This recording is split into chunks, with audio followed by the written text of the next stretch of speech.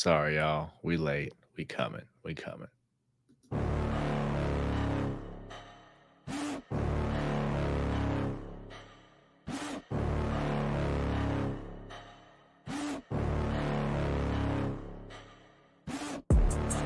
Inside of me, you better watch out if you ignite me. The road ahead of full prophecy to be the greatest beast the world has ever seen. I feed him every day like the bones clean. I feed him all the hate and he grows me. And he gets claws real big, pissed off quick. And if you cross him, you might drop dead. Metaphorically, of course, settling the sword. Never getting bored, loves the blood and gore. Always wanting more, freedom from the source. They don't really understand until they feel the force departed. If you start shit, you'll be heartless in the darkness. Torn apart quick, you left scars ripped. You'll be chewed up and discarded. And this world ain't right, won't accept it. Negative energy, I expect it. Once it's in your mind, it's infectious. So fight for your life and reject it. You better give me space, I'm protective. My adrenaline spikes when I'm threatened. And if you stay in my way, I'm aggressive. Cause when there's no exit, I'll kill when I'm desperate.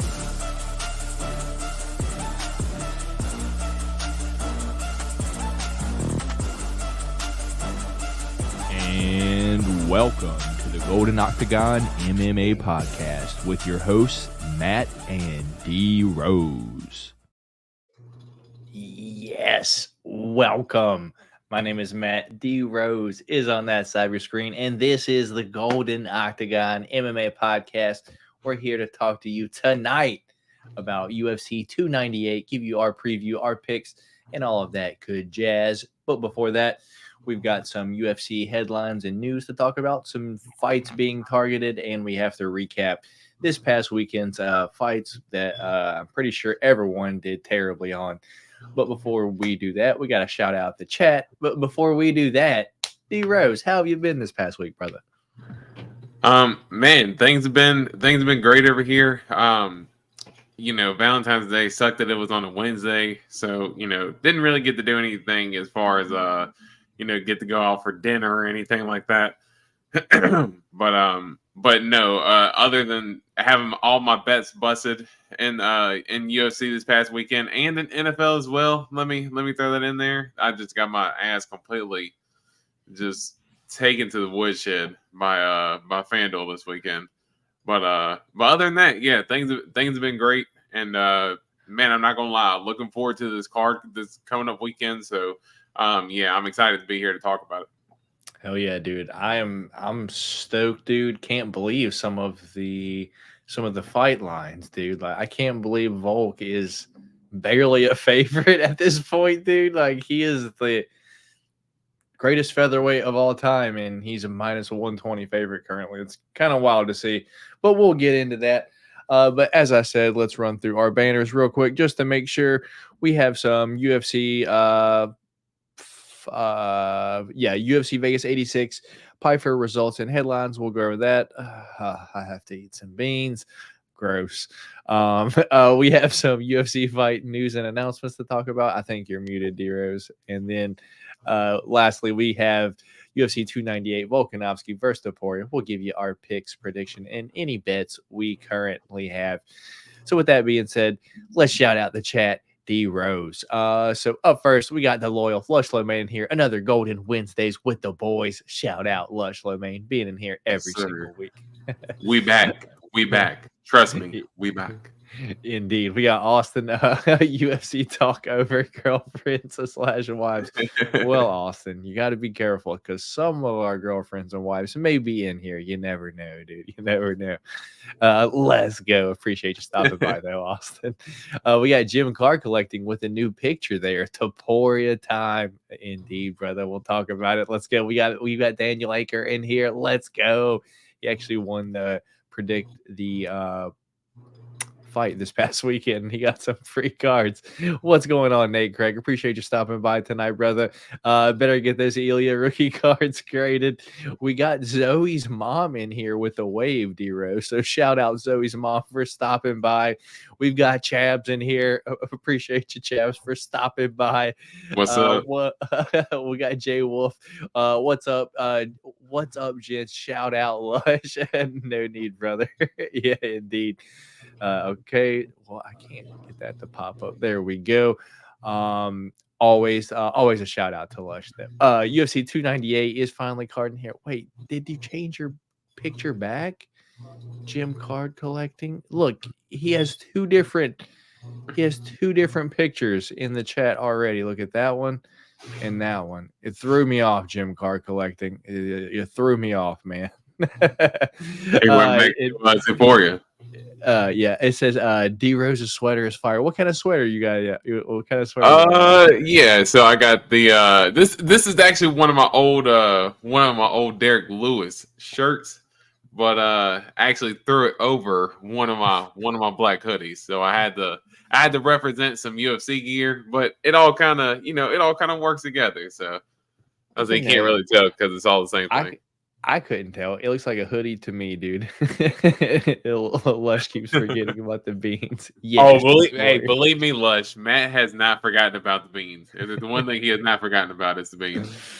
Oh goodness. Gary and Topuria money line. Let's get it. That's crazy, dude. All right. So up first, the roast. Let's get into this past weekend. I got absolutely smoked betting wise, but I clearly wasn't the only one, dude. Main event this past weekend, Joe Pyfer, Jack Hermanson, dude. I guess that fight went the way most people expected it to go, but except I guess everyone was on Joe Pyfer finishing in the first two rounds, because everyone said if you don't finish it in the first two rounds, no one knows what he looks like. It's just, so what's he gonna look like? Well, he didn't finish in the first two rounds. And we saw what he looked like. If you leg kick him just a little bit and push him back, he don't really have a game plan. And, I don't want to say he gassed out over the 5 rounds. He went all 5, but clearly looked a lot worse 3, 4, and 5 than he did 1 and 2. Jack Hermanson gets the decision victory win. What's your thoughts on the main event this past weekend, brother?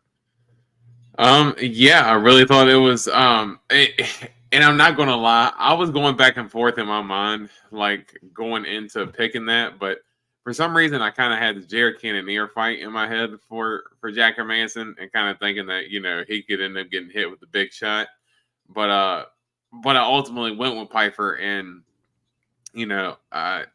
Pyfer, I just thought that, this is kind of a humbling moment for him, just as far as, he was very braggadocious going into this main event, talking about, he was on the verge of superstardom, if he was able to go in there and get a pretty big win over someone who it's hard to get a big win over in Jack Hermanson. And I do think that Joe Pyfer had a lot of steam, coming behind him as far as, him being a big star in the UFC, but, just kind of too quick. Jack Hermanson, it was kind of like, who did he fight? Abdul Razak Hassan in his last fight, and then it just felt like from that to Jack Hermanson, it did feel like that was a bit of a quick jump.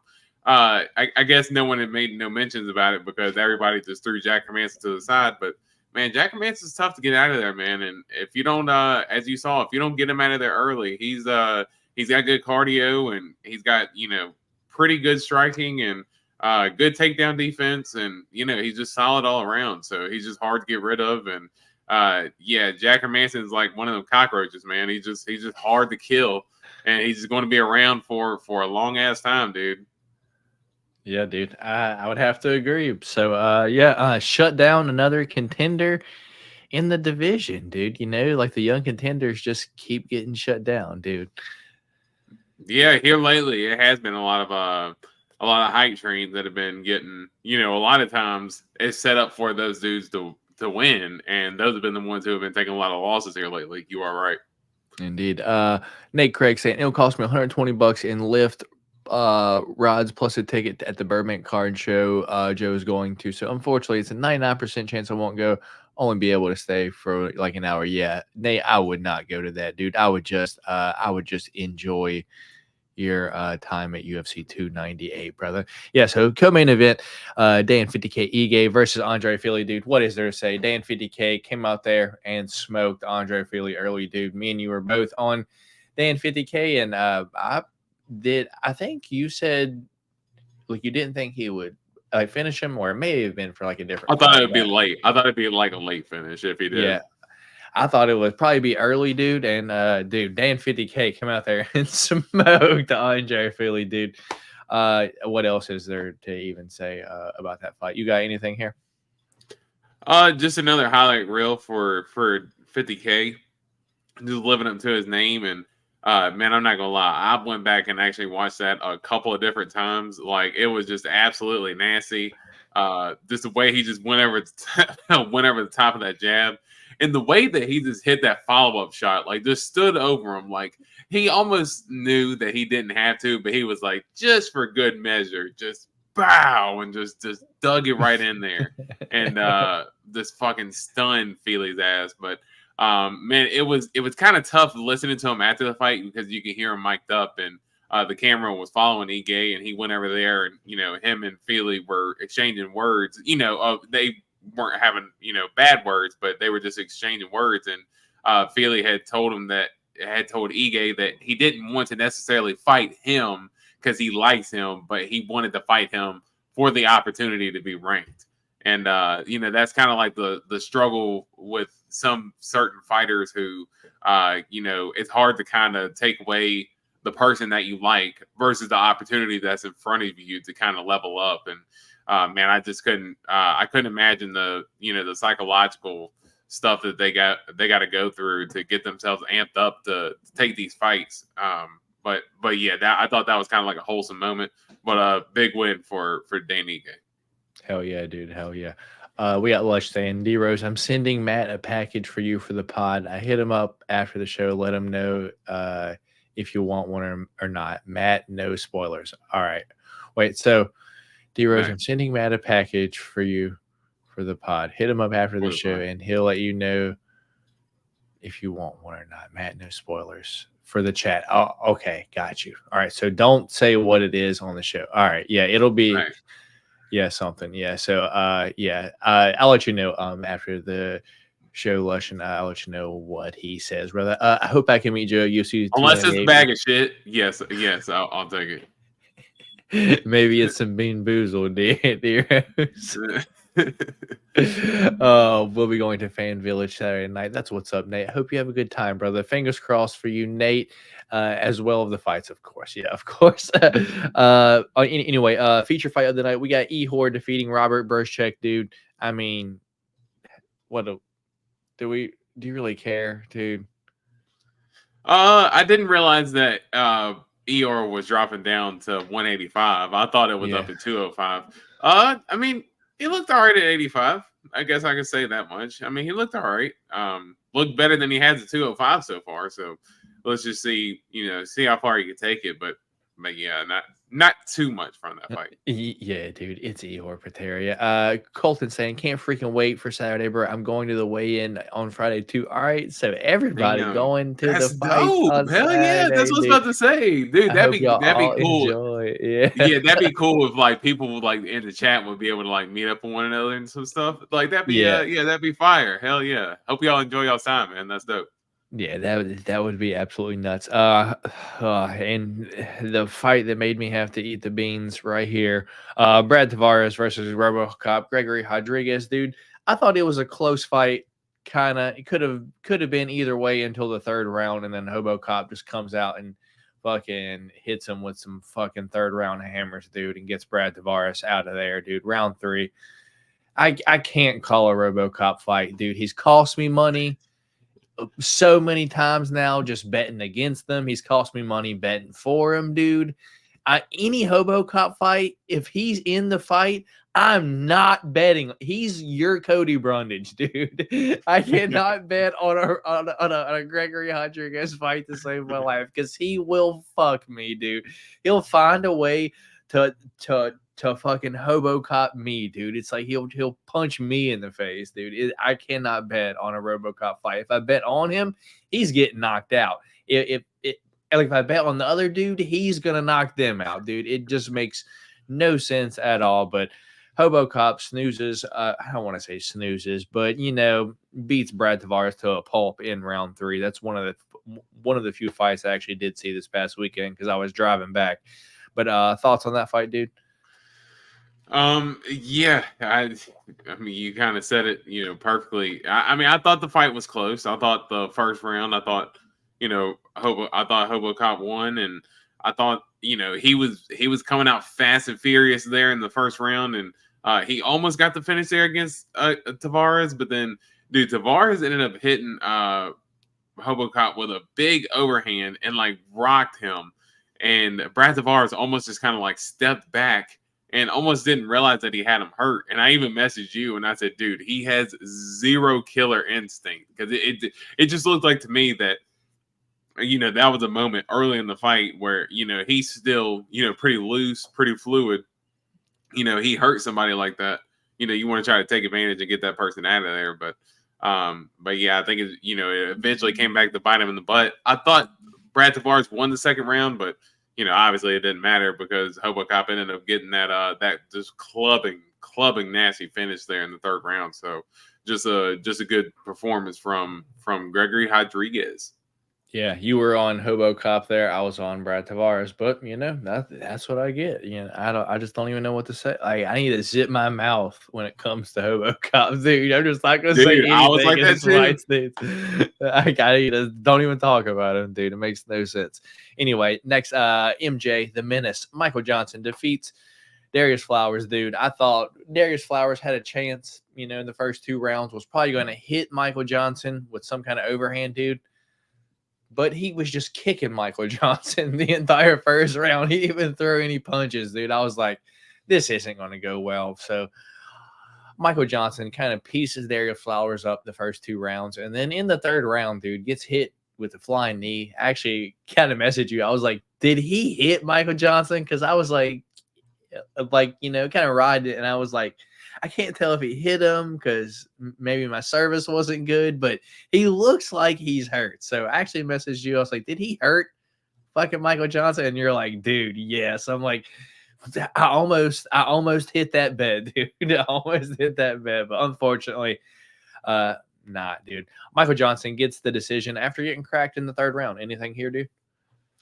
Yeah, I think when he threw the knee, Darius Flowers, I don't think it landed flush, but it definitely landed.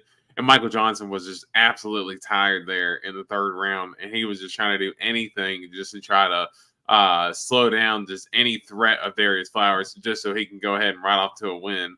And you want to talk about one that you can't call a fight right for? I mean, Michael Johnson is that for me, because, again, he is always going to win the ones that he shouldn't and lose the ones that he shouldn't.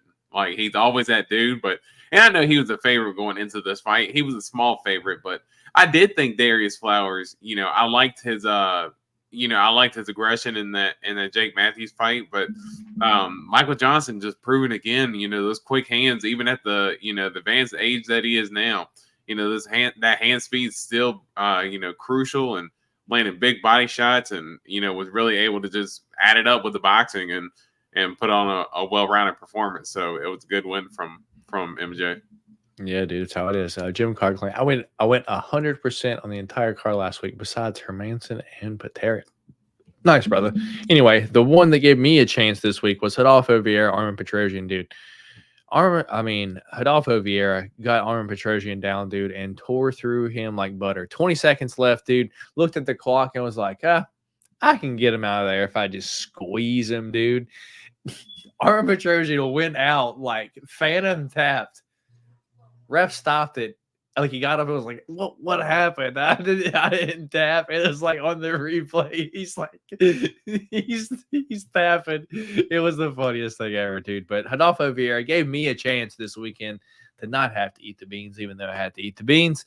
Yeah, dude. Thoughts on Petrosian versus Rodolfo Vieira, dude? Well, and the worst part for me, in picking Petrosian was that, I said, well, Rodolfo Vieira, he's not that great at getting the takedown.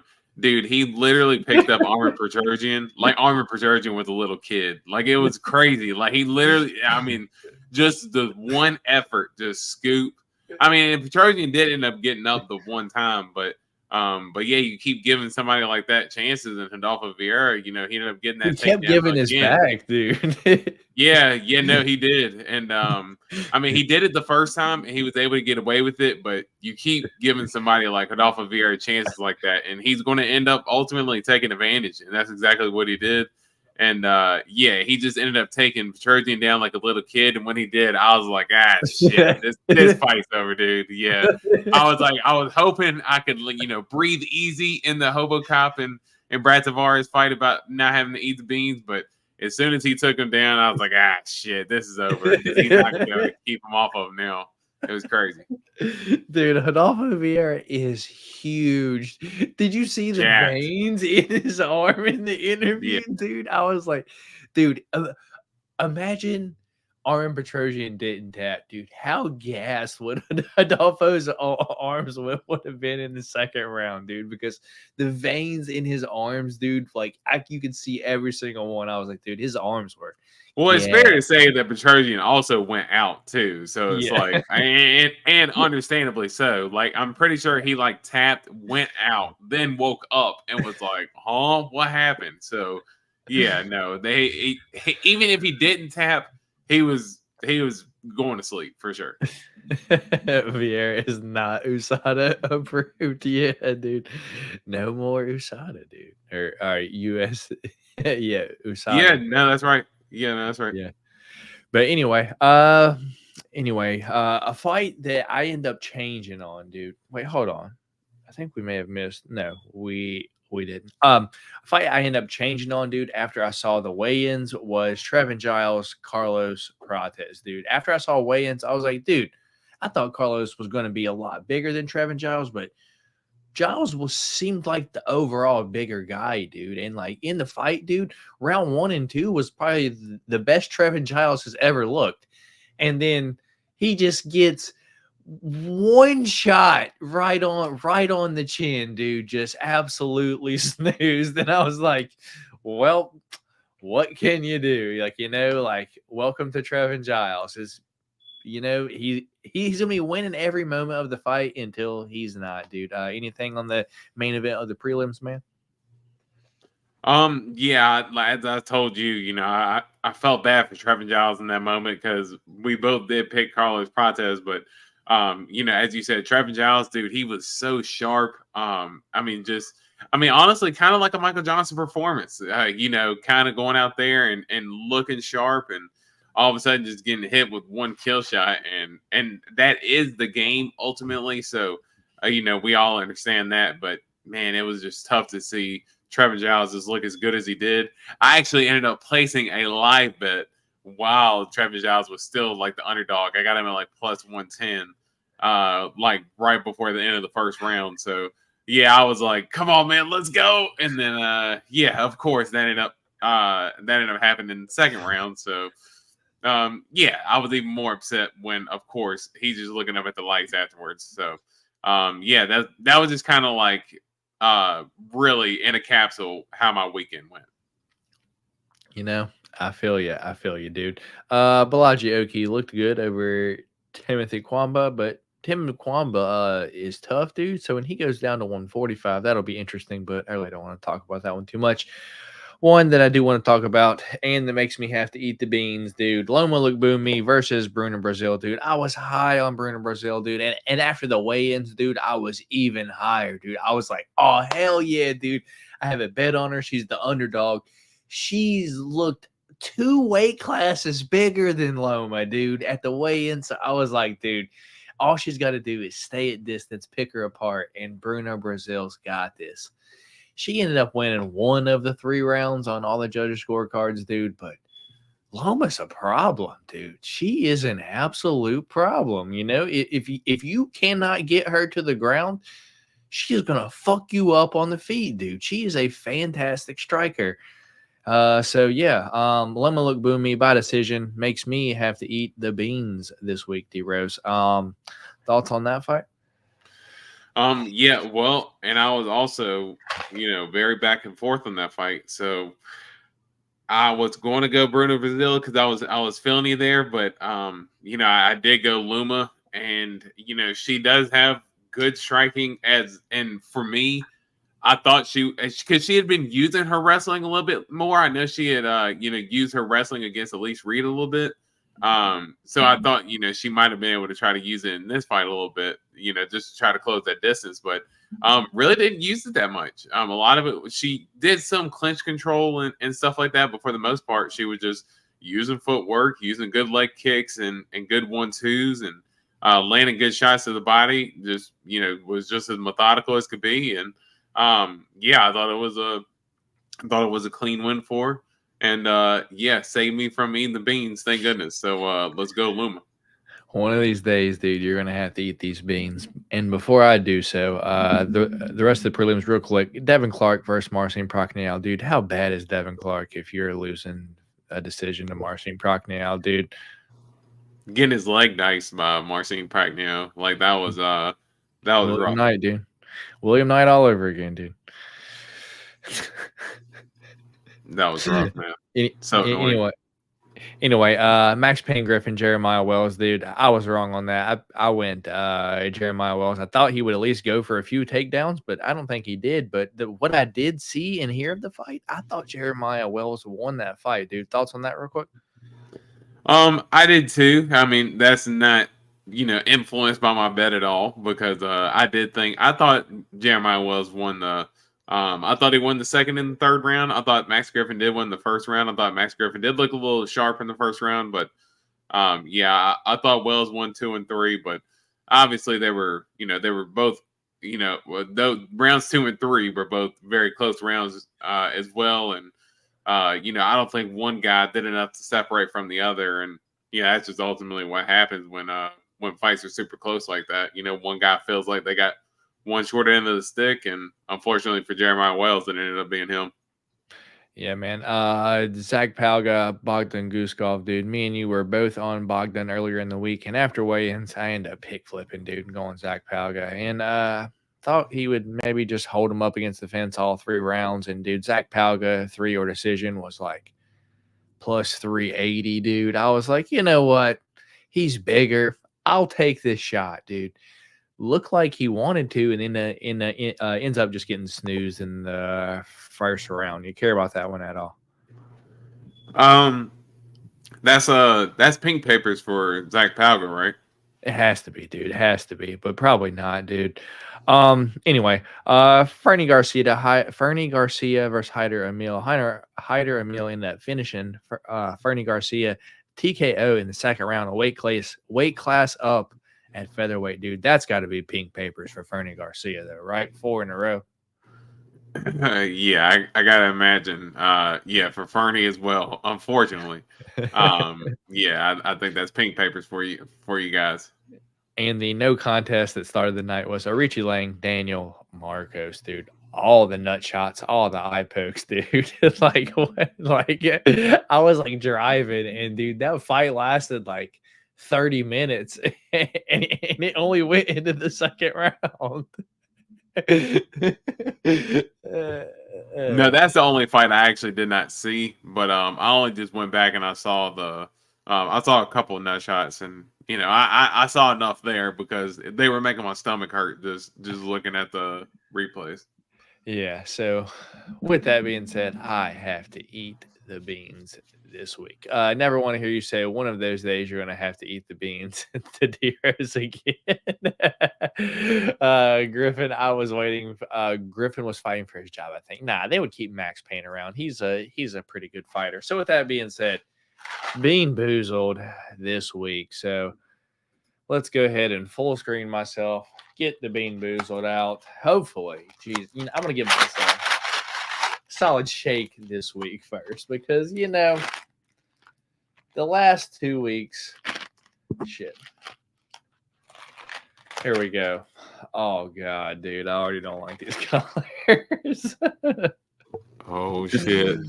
Here we go, dude. So, oh god, my colors are. It's like this pink with green and yellow, and a white with yellow. So, oh god, that could be rotten egg. Oh god. All right. So basically, Here, I'll just show you guys when I eat it. So I have this one.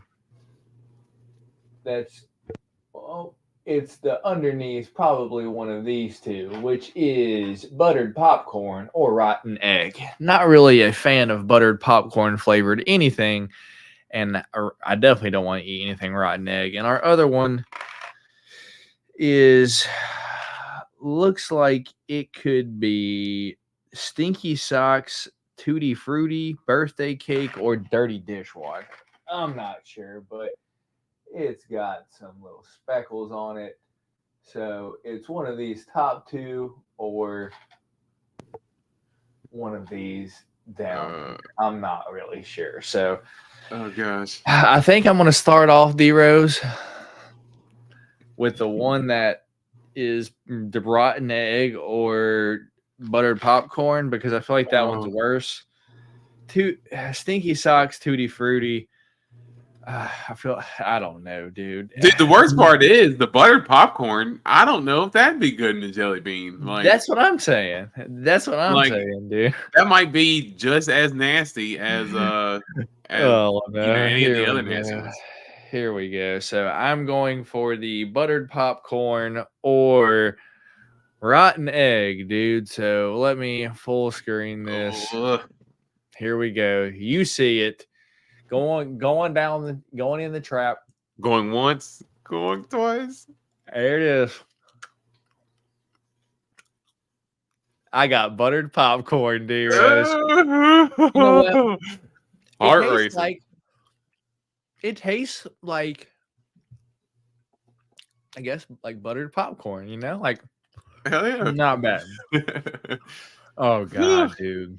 Now I'm terrified. I'm terrified. The pressure is on because you always end up with the bad one first and the good one second to kind of wash it down. All right. Now will you end up with the nasty one? Here we go. Let's get this over with. Let's make sure you guys see this colored jelly bean. Oh, gross. It's got green and yellow speckles on it. Here we go. Oh, God. Here we go.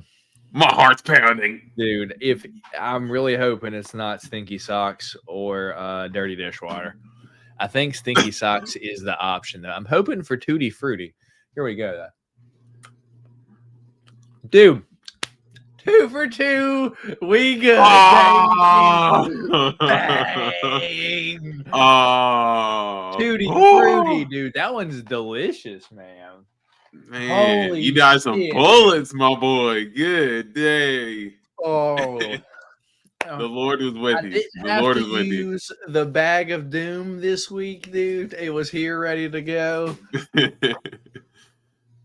Oh my goodness! Thank you, dude. I need to play the lottery or something now. Yeah, dude. You need to place an NBA parlay right now. A live one right now. Currently sweating a couple D-Rose, you know. Yeah, as always. Yeah, we got Stin 137 saying buttered popcorn is good. Yeah, I don't know, not in jelly bean, not my favorite one, but yeah, Lush hitting us with the fire. I got lucky this week. Hopefully, that's a preview of what's to come. And D Rose from this point will be eating Bean Boozled, and he will have 3-4 full boxes to eat, and that gold strap over his shoulder will be over here this upcoming week on my shoulder. What's going on, Derek? Appreciate you stopping by. You missed it this week, dude. I ate 2 beans, lost the pick champ again, ate 2 beans, but they were both good this week. They weren't bad beans, buttered popcorn, and Tutti Fruit. Derek, what up? Matt shooting 100%. Wow, yeah, dude. Maybe it's a preview of what's to come this week. Maybe it'll be a good weekend. So with that being said, no more beans this week. Let's get the beans over with, and let's get into some UFC fight news and announcements from this past week that has been announced. D-Rose, I cannot wait until you have to at least get the pressure on you of eating those, dude. Just the thought of eating a rotten egg flavored thing had me my heart was racing, dude. Palms are sweaty, knees weak, arms are heavy.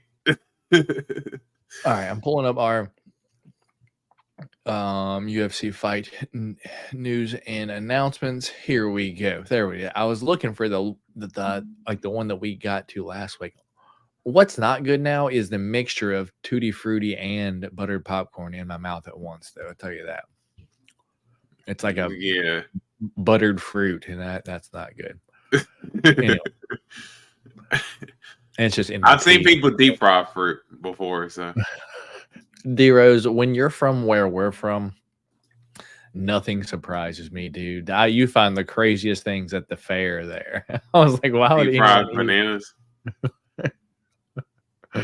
Yeah, dude. Let's get into our fight announcements for the week, though.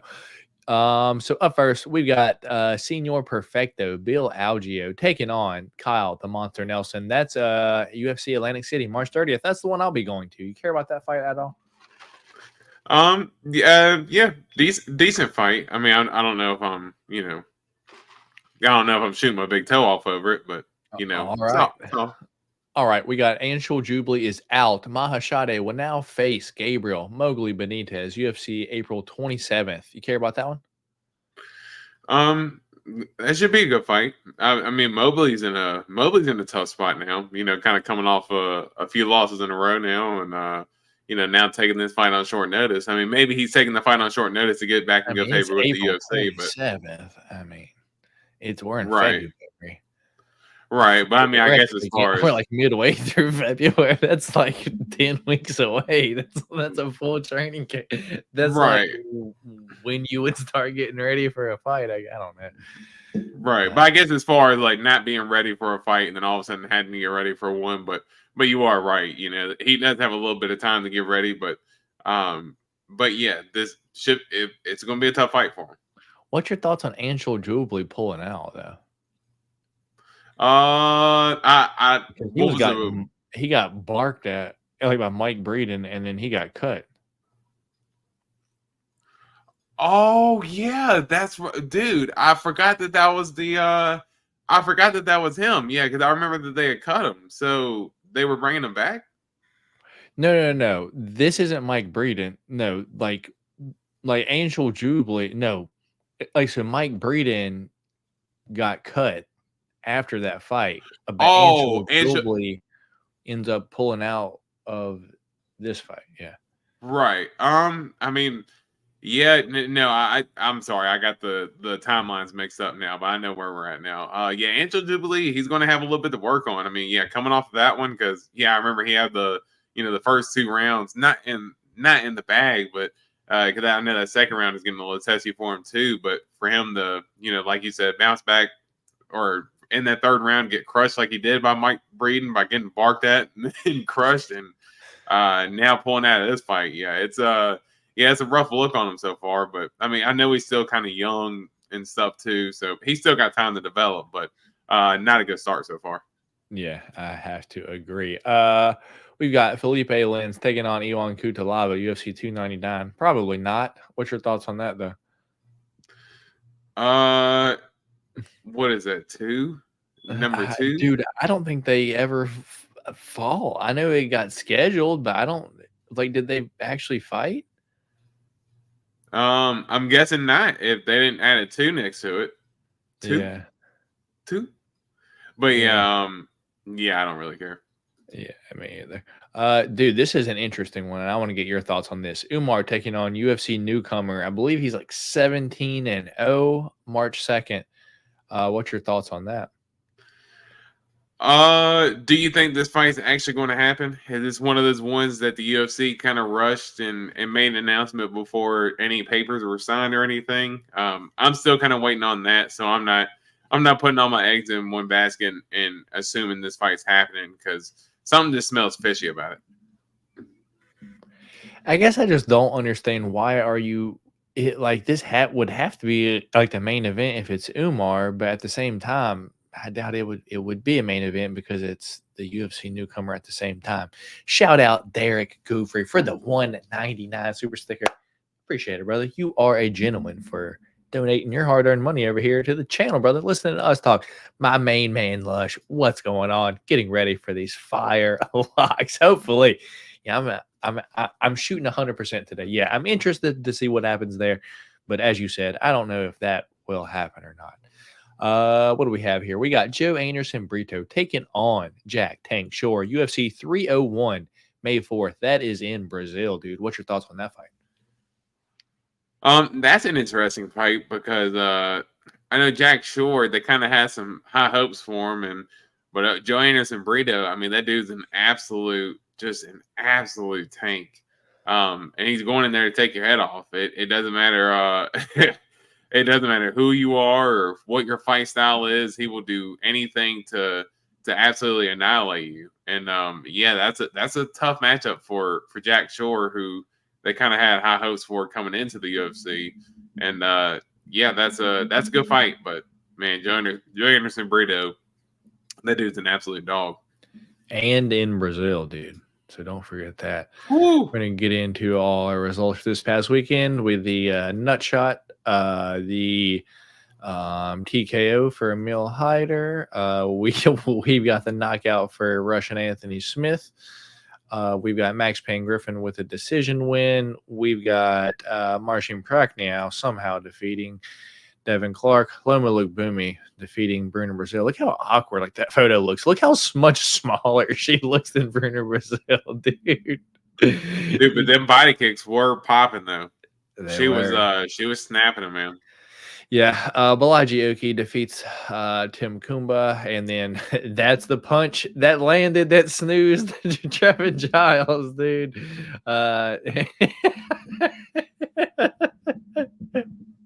Picked him up like a little damn kid, dude. She was crazy. Like a little damn kid. Like how? Like scooped him up like it was his little damn brother. He's like, you know what, you're going on the ground, dude. Yeah, I'm glad we're able to recap that real quick because it's pretty funny. Michael Johnson defeating Darius Flowers, Hobo Cop snoozing Brad Tavares, Ehor getting a decision win. I don't think anyone saw that coming. Ige snoozing. Ige snoozing Andre Fili, and then Jack Hermanson defeats Joe Pyfer. And then here we go. We got some more news. T-Rex, Terrence McKinney taking on Esteban Ribovics. UFC May 11th, dude. May 11th, kind of far away. However, good fight, though. I'm excited for that one.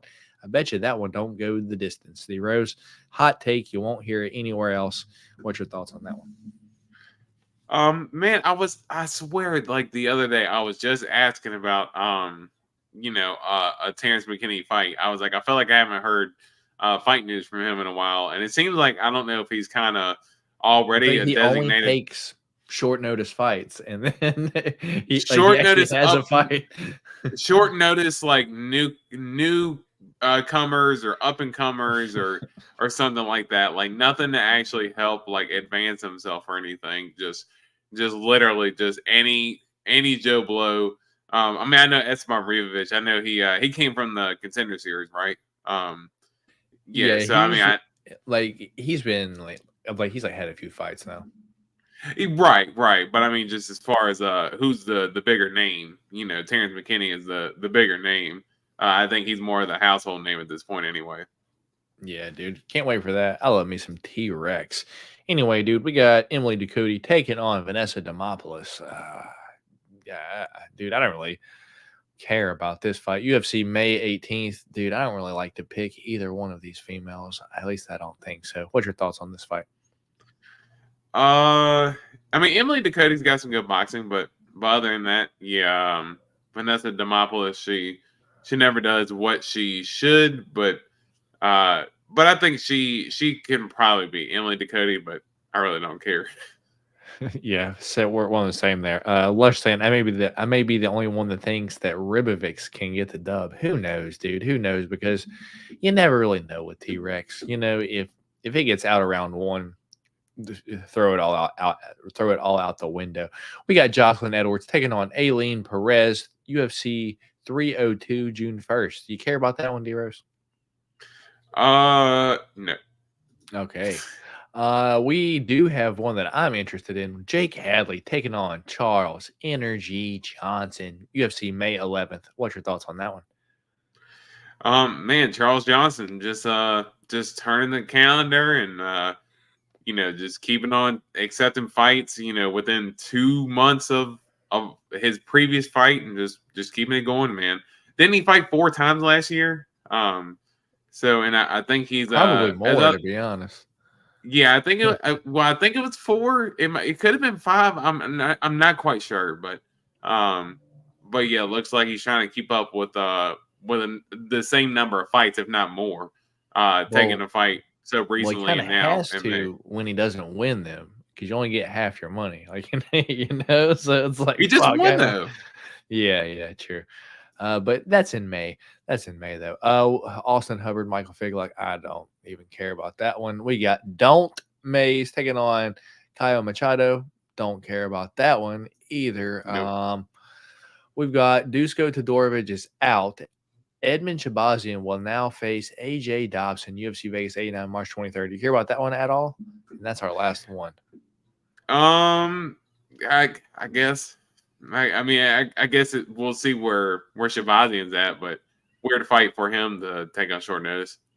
Yeah, dude, I will agree. So with that being said, let's get into what everyone is here for. Our preview, our predictions, our picks. If we have any bets for this weekend's pay-per-view in Anaheim, California, UFC 298, Alexander the Great Volkanovski taking on the Matador, Ilia Topuria. I'm excited for this, D-Rose.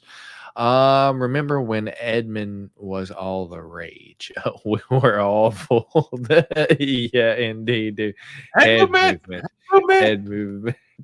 I remember when I asked you, I was like, how quickly do you think Edmund's gonna knock out? I think it was Brunson, right? Yeah. And then he ended up losing that fight. Yeah, I was like, dude, Shabazian wins, but I was like, listen, I disrespect Brunson here. And he had just got knocked out by Izzy though, so like everyone was like, like Brunson's washed. He's getting crushed by these like UFC newcomers. Like everyone was all high on it, on Edson, dude. Yeah, absolutely nuts, dude. Absolutely nuts. Dude, Brunson put a bad beating on him too. Like it was bad. Yeah, dude. That ground and pound at the end, like that was some vicious work that Brunson was putting on Edmund Shabazian. It was crazy. Yeah, dude. I agree. So let's get into the picks and everything for this weekend, brother. If y'all haven't already, please. If y'all haven't already, please do us a favor and hit that thumbs up button for your boys over here. That would be fantastic. And let's see if we can get Tapology to load for us. And clicking this a few times. There we go. So this weekend we have UFC 298 Volkanovski versus Topuria taking place at the Honda Center in Anaheim, California at 6:30 p.m. East Coast time. So Eastern Standard Time, 6:30 p.m. We got the early prelims happening. But the main event for the pay-per-view this weekend is obviously Alexander the Great Volkanovski taking on El Matador, Ilia Topuria. We've got Robert the Reaper Whitaker taking on Paulo Borrachinha Costa. We've got Jeff Hands of Steel Nil taking on, I'm going to do this for D Rose, Ian Macherigato. We've got the future Ian Gary, and then we have Marab the Machine Davalishvili taking on the Triple C Henry Cejudo. We've got Anthony Fluffy Hernandez taking on Roman Kopylov. We've got Amanda Lemos taking on Mackenzie Dern. We've got Marcus Rogerio Pezao de Lima taking on Justin Junior Tafa, I believe that's his name. Dude, a fight that I cannot wait for. The biggest favor on the card. We do have Rinya Nakamura taking on Carlos Vera. We've got Min Yang Zhang taking on Brendan Haberio. I believe that's Claudio Haberio's brother. We've got Josh Quinlan taking on Danny Left Hand of God Barlow. We've got Valentine Woodburn fighting on the week of Valentine's Day. Maybe it's some foresight. We've got Oban Elliott. All right, he's going to be taking on Oban Elliott. In our first fight of the night, we've got Andrea KGB Lee taking on Miranda Fear the Maverick. D Rose, if you could rank the card as a whole, what would you give it, brother? Yeah, man.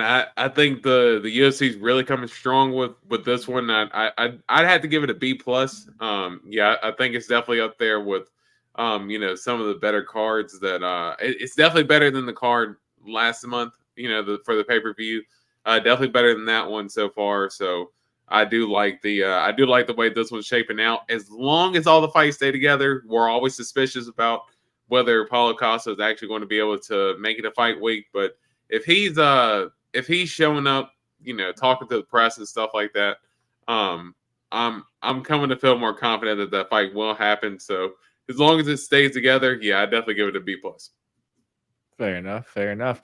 What do you think of Ilia making a documentary about how he won the title? Yeah, who knows, dude? I don't know. It's dude, he's changed his Twitter profile to UFC champion, like his Instagram handle, dude, he's changed freaking everything to like UFC champion. He's on one this week. Yeah, counting your chickens before your hatches always a bad sign. Just one man's opinion. Yeah, unless you never know, dude. Unless you're ready to take the notes. And then we got Derek Goofrey saying Bobby Knuckles all day. Yeah, but let's get into it, brother. So up first fight of the night, we do have Miranda Fear the Maverick taking on Andrea KGB Lee.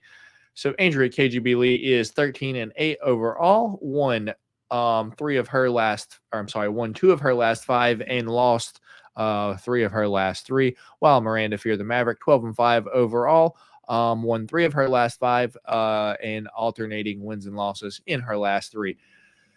Andrea KGB Lee is 35 years old, D-Rose. She is 5'6" and a 69-inch reach, while Miranda Fear the Maverick is 26 years old, 5'3" and a 65-inch reach. Currently odds for this, my guy, Andrea KGB Lee is a plus 152 dog, and Miranda Fear the Maverick is a minus 196, so basically minus 200 favorite. You know which way I'm going here, D Rose. I'm a big fan of Miranda Fear the Maverick.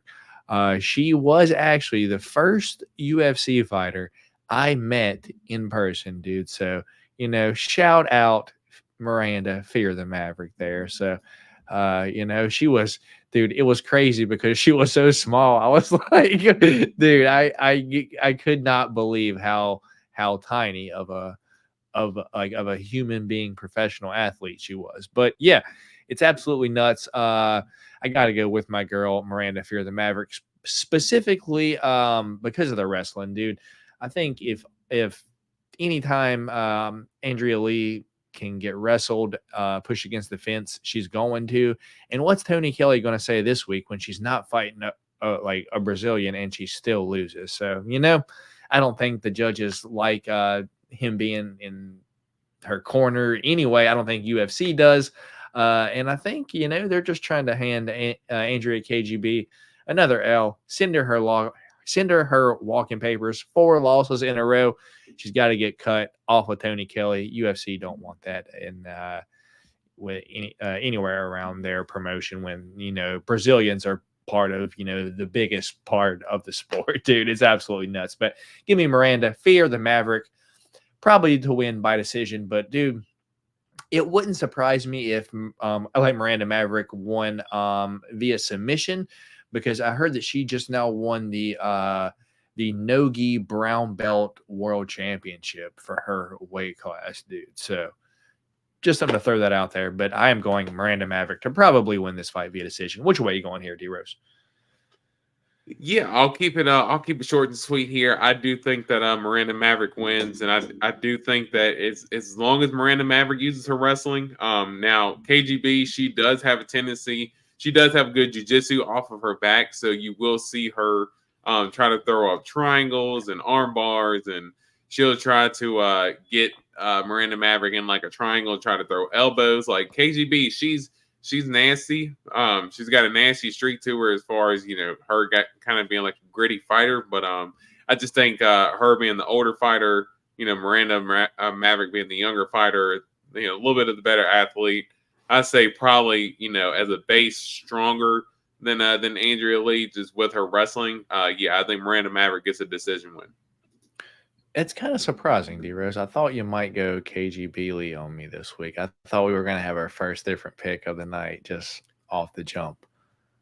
No, I know KGB, against wrestlers, she normally tends to not fare as well. And as long as Miranda Maverick, as long as she typically sticks to the game plan of her wrestling, man, she normally wins her fight. So and it's a clear path to victory for me. And that's not even anything to play with.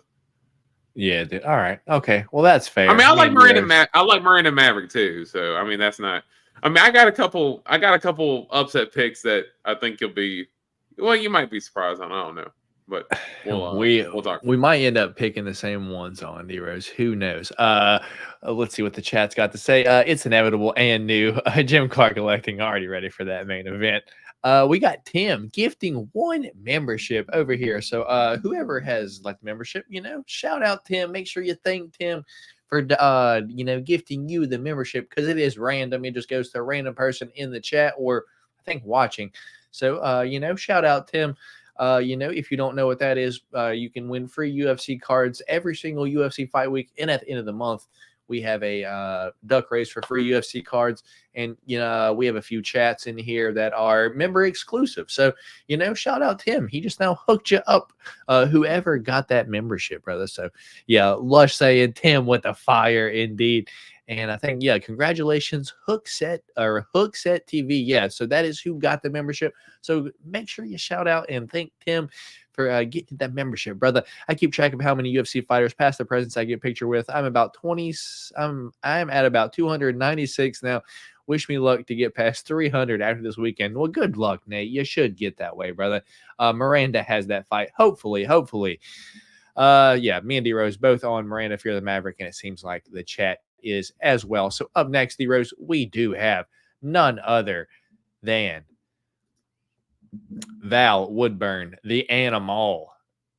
Valentine, the animal Woodburn, taking on the Welsh gangster, Oban Elliott, dude. Valentine Woodburn fighting on the week of Valentine's Day, dude. Maybe it's a foresight.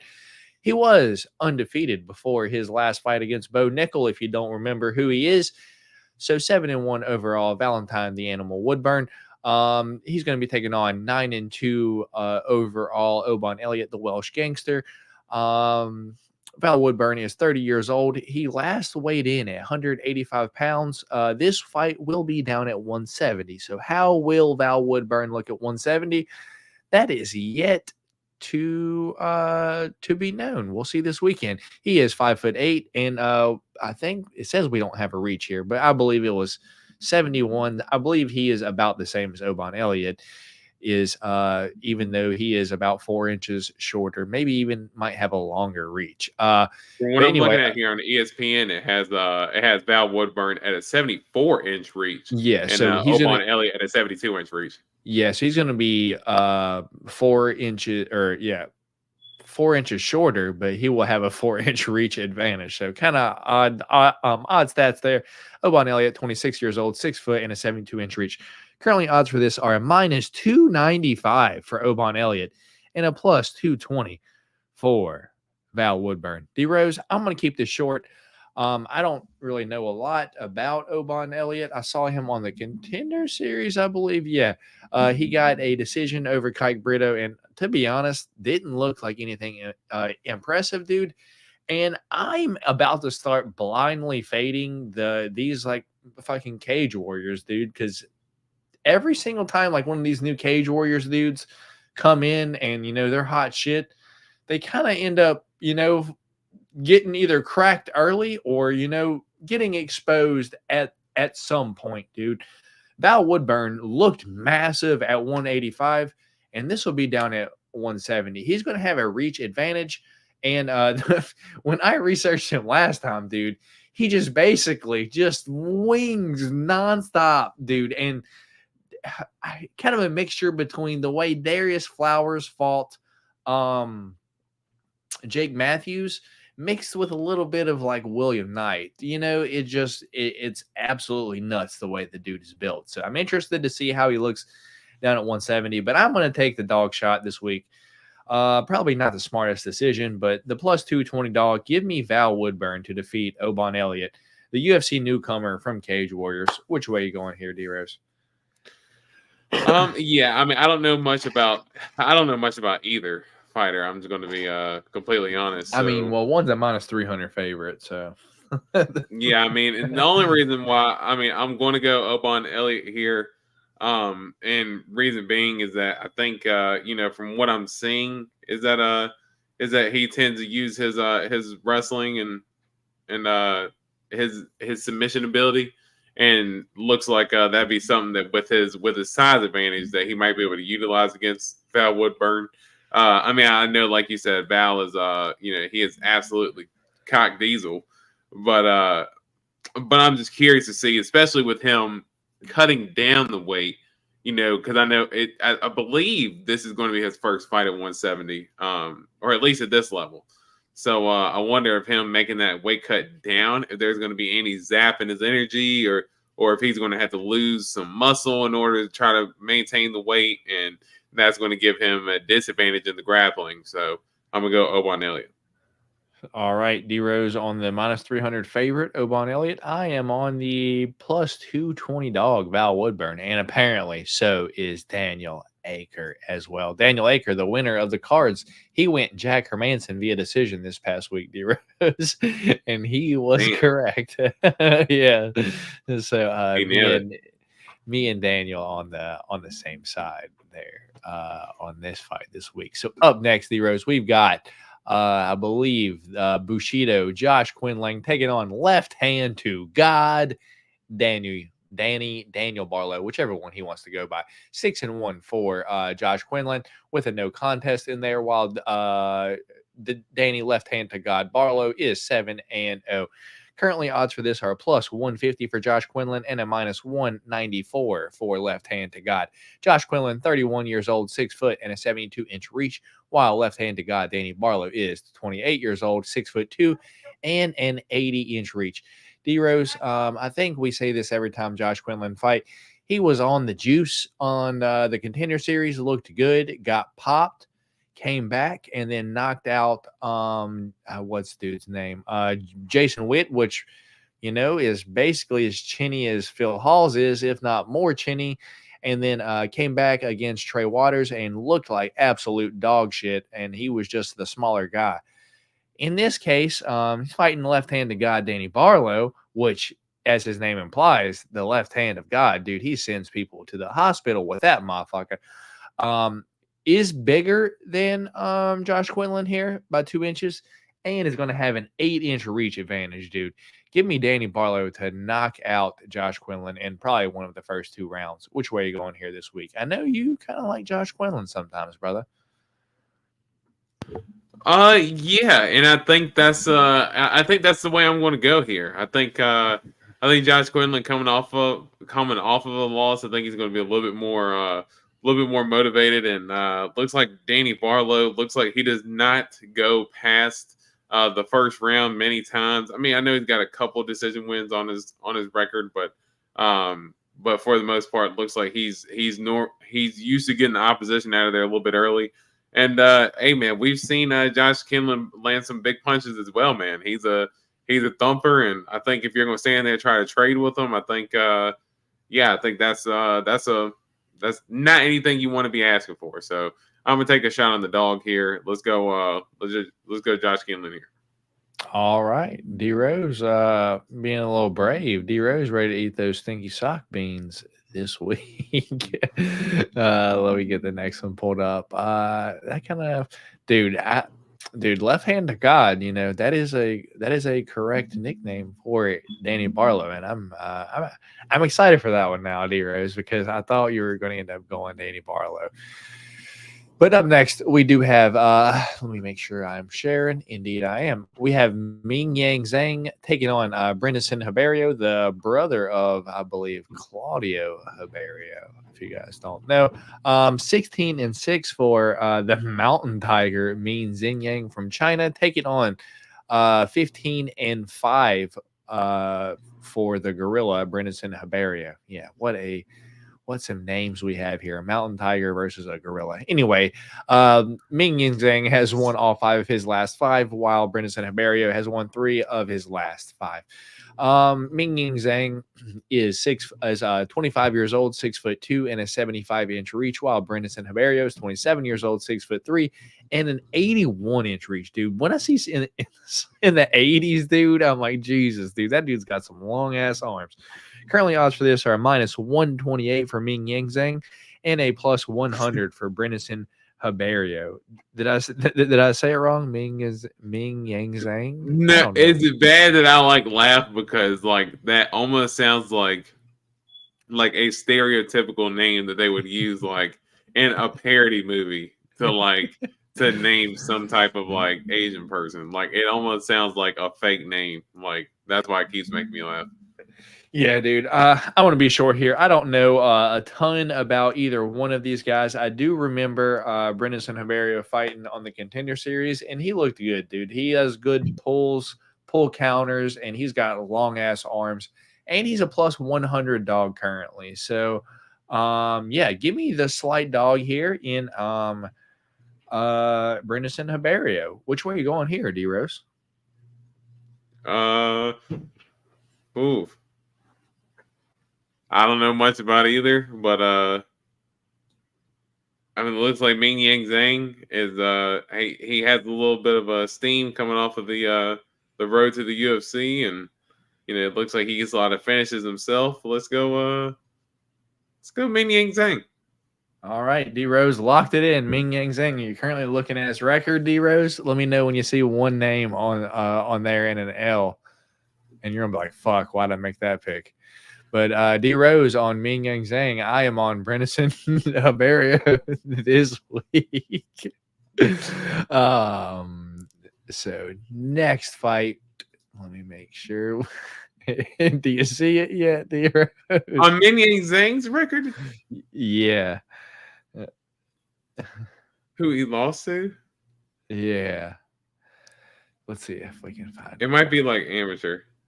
No, it's not. I'm looking on ESPN. I'm not looking on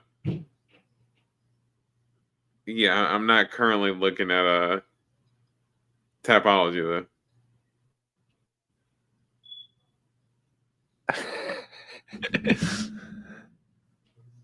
It wasn't 2018, but when you're losing to Askar Morozov in the first round, that absolute fucking fraud. And oh yeah, that was the dude who made up his record. Yeah. Oh yeah, that's right. And then you're fighting a whole bunch of dudes that have just one name, dude. I just can't pick you. So D-Rose on Ming Yang Zhang. I'm on Brendison Haberio. That's going to be an interesting fight, dude, because Ming Yang Zhang is currently the favorite, dude. So I don't even know. D-Rose just basically going with the odds because we don't know anything about that damn fight. I'm just going opposite just to go opposite here, pretty much. Yeah, we do try to have 5 different fights for the pay-per-views, and clean sweep is 3 beans, but it's going to be hard to do clean sweep on on this pay-per-view unless I keep it rolling with a hundo this week. Up next, D-Rose, we've got Rinya Nakamura taking on Carlos Vera. Rinya Nakamura, 8-0, 28 years old, 5'7", and 68-inch reach, while Carlos Vera, I'm going to keep it short here, 36 years old, 5'6", 69-inch reach. Dude, Rinya Nakamura is a -1,200 favorite. Carlos Vera +630. So basically, how are we picking Rinya Nakamura to get it done? Decision, knockout, or submission? Personally, I think he likes to go for submissions, and I believe this guy loses to submissions. Yeah, last loss via submission 4 years ago. Give me Rinya Nakamura to submit to Carlos Vera here. D-Rose, which way are you going, brother? Yeah, we'll just keep it short and sweet here. Let's go Rinya Nakamura. I think, man, I bet there's a lot of juice on a decision line for Nakamura. So I might play that depending on what the line is. Dude, he's just 35, and that I just think it throws me off. You know, like you're a UFC newcomer, 35 years old. Like, Jesus Christ, dude, I have a chance, dude. In 4 years, I could be there, dude. And that's the serve up fight. We know what this is. Yeah.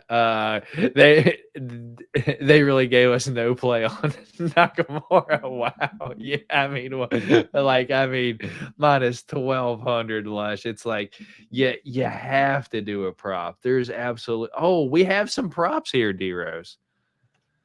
Method of victory Nakamura plus 140 for KO by points plus 220.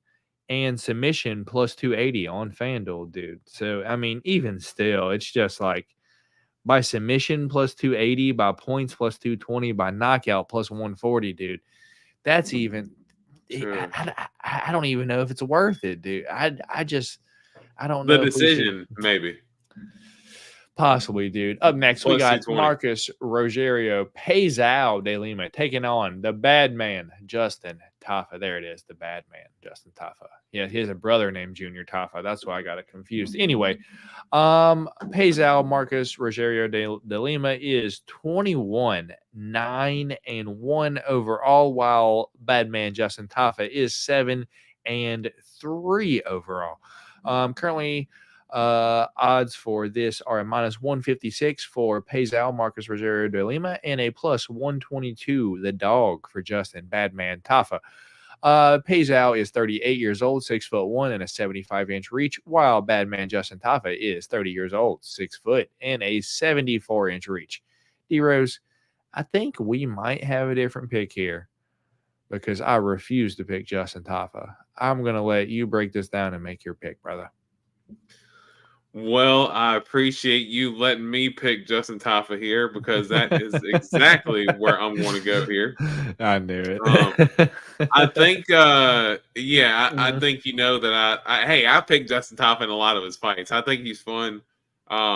He normally comes to bring the pain, and he's always going for a big knockout. I mean, honestly, he's kind of like this era's kind of Mark Hunt. I mean, I know you can make the argument that Ty is, but I don't know. Justin Tafa, I think Justin Tafa kind of puts me in the mind of Mark Hunt more I know Mark Hunt technically competed for a title, but he competed for the interim title, but I think I guess I just don't consider Mark Hunt like I guess an all-time great, and not to say that Ty is either, but I don't know. Maybe just their demeanor. I don't know, but I just see more Mark Hunt in Justin Tafa.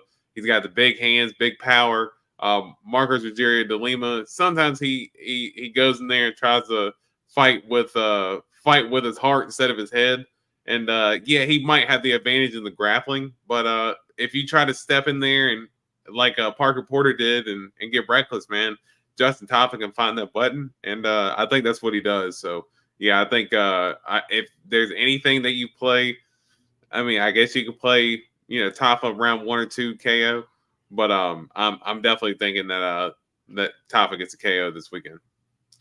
Dude, if I see why you would pick that, but that's his only path like the victory. I don't think there's any chance that he wins a decision at all. And Peizao can strike. He can kick, which Tafa really doesn't kick. Peizao has solid jiu-jitsu, and he has the cardio to last 3 rounds, and he can control someone 3 rounds. And I just think he has way more paths to victory here. So give me Peizao at a minus 156 favorite to defeat Justin Tafa. Probably defeat him by decision as well this weekend. It's going to be ugly. It's going to be sloppy. If you want to go grab something to drink, go grab something to eat, get some popcorn in this fight, you'd probably be all right too, because it'll either be over quick and you can watch the first minute of it, and then if it's still on, you can probably go get your popcorn. And D-Rose going to be punching the air because he knows that past 2 minutes, I don't think Justin Taffa wins this fight. Anything else on this one, man? I mean, Justin Taffa. I mean, he's gone to decision a couple times, but or Has he Jerry ever Lima won a decision though? I mean, I think who was it against Carlos Felipe? I think he went to decision. Did he win that fight? I don't think he won that fight, but it was kind of like a stand and bang fight. But I think as long as he just stays on the feet, though, for the most part, yeah, I think he'll be all right.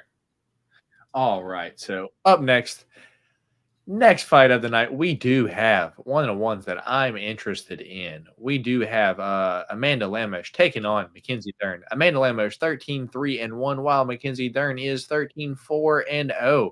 Alternating wins and losses for Mackenzie Dern. She has won 2 of her last 5, while Amanda Lemos has won 3 of her last 5. Currently, odds for this are a -142 for Amanda Lemos and a +112 for Mackenzie Dern. Amanda Lemos, 36 years old, 5'4", and a 65-inch reach, while Mackenzie Dern is 30 years old, 5'4", and a 63-inch reach. D Rose, this is a hard fight to call, brother. Could Amanda Lemos knock out Mackenzie Dern? Absolutely, especially after seeing her get clobbered by Jessica Andrade in her last fight as a favorite too.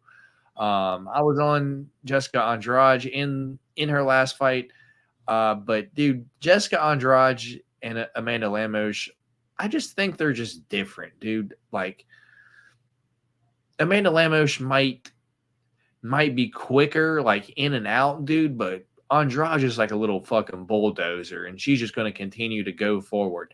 As where Lemos is going to try to put a little bit more finesse behind it, which leaves openings for her to get caught and taken down. And, dude, off her back, she is fucking dog shit, dude. Amanda Lemos is ass off her back, dude. So, in this matchup, the floor is absolutely lava for Amanda Lemos. If she gets taken down, dude, it'll be like Rodolfo Vieira, Armin Petrosian, dude. It's probably going to look something like that, dude.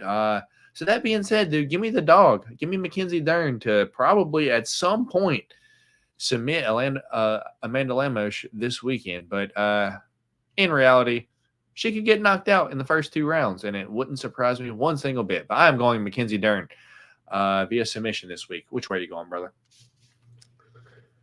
I'm currently on FanDuel right now, and I'm looking up some props because they're already open this week. Kind of odd, right? Right. Well, and maybe because where it's a bigger pay-per-view, there is going to be a little bit more action. There's no football, so it's going to be a little bit more action. And we don't have early prelims yet.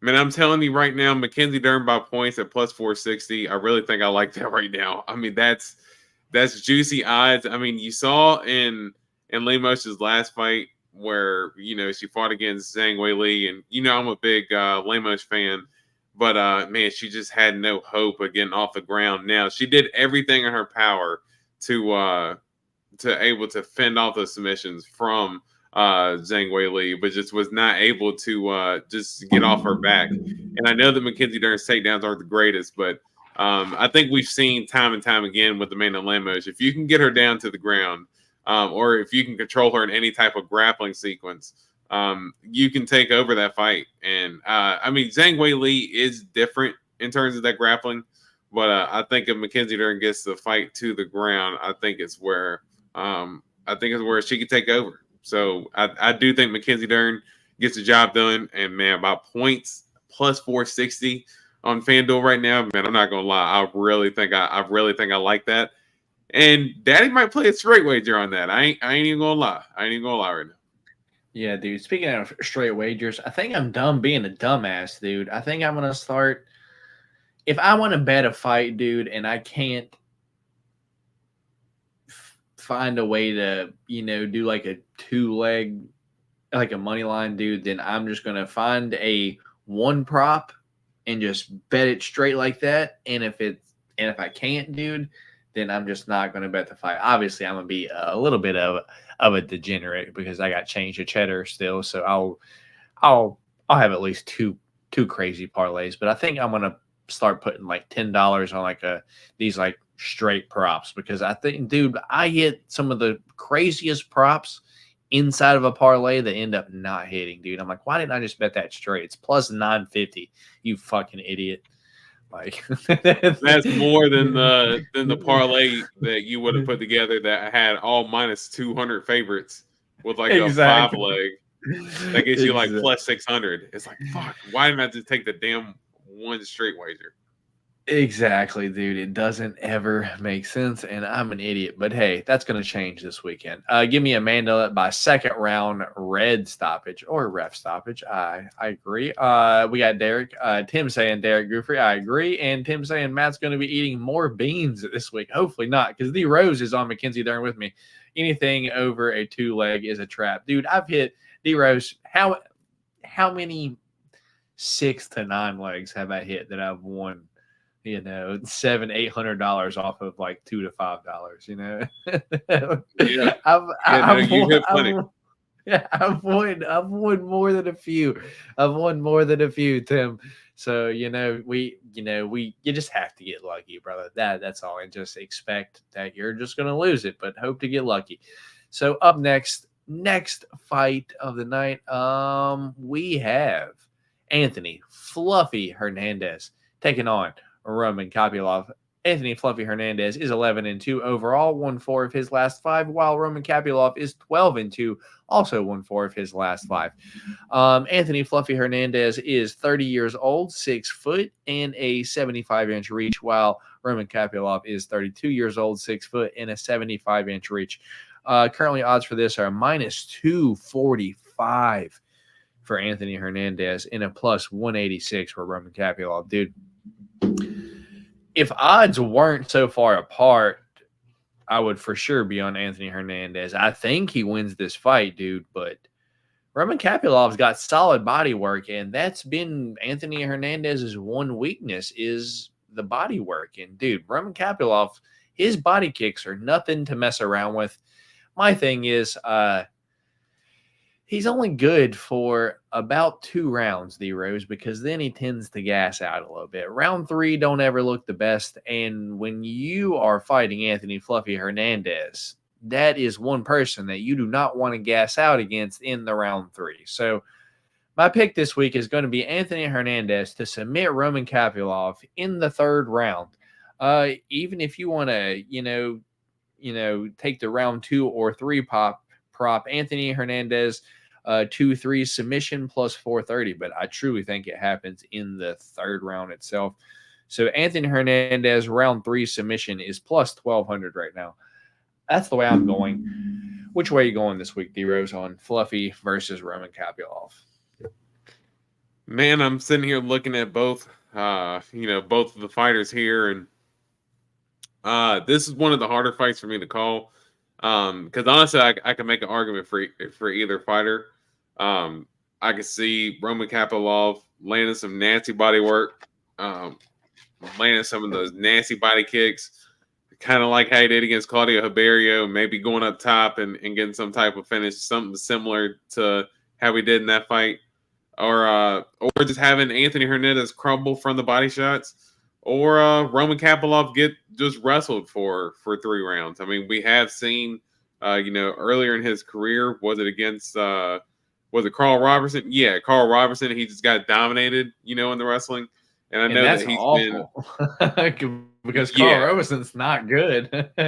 Yeah, no, he was a decent wrestler, but he was a better 185er than a 205er. I mean, that Khalil loss made Carl Robertson look a lot worse, but it's, to me, I do think that if Roman's able to keep it on the feet, I think he's going to be sharp as attack. And yeah, I don't want to say that Kopylov is going to kill him, but I do think that there's definitely some holes in Fluffy's game that Kopylov could take advantage of, especially with his footwork, his just precision with the striking. Fluffy can get a little rushed when he gets to his takedown sometimes, and I think that's where Kapilov can find some precision shots and keep Fluffy working, man. But yeah, I'm going to go Kapilov here.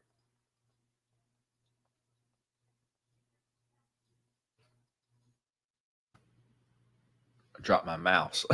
All right, dude. So D Rose going to be on Roman Kapilov this week. So let's see what the chat says. I know a few of you guys are going back and forth because this is going to be a hard one to predict this week. Because as D Rose said, this could go either way. And dude, I don't like odds for this. I don't like the odds on this either because I think Fluffy should definitely be the favorite because I think he has a little bit more momentum coming in right now. No more than minus 200, dude. Now it's 250. Yeah.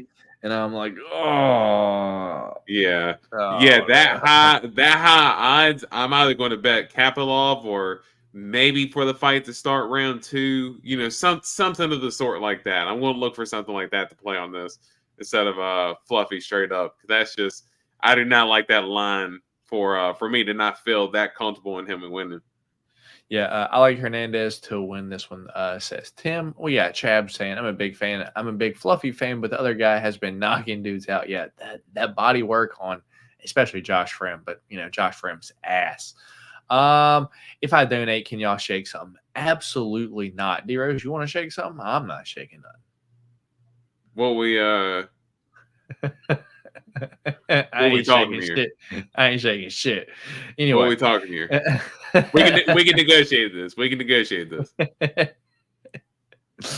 All right. So next fight of the night, we do have the return of Triple C. Wow, I stopped sharing instead of click the damn screen. I'm an idiot, dude.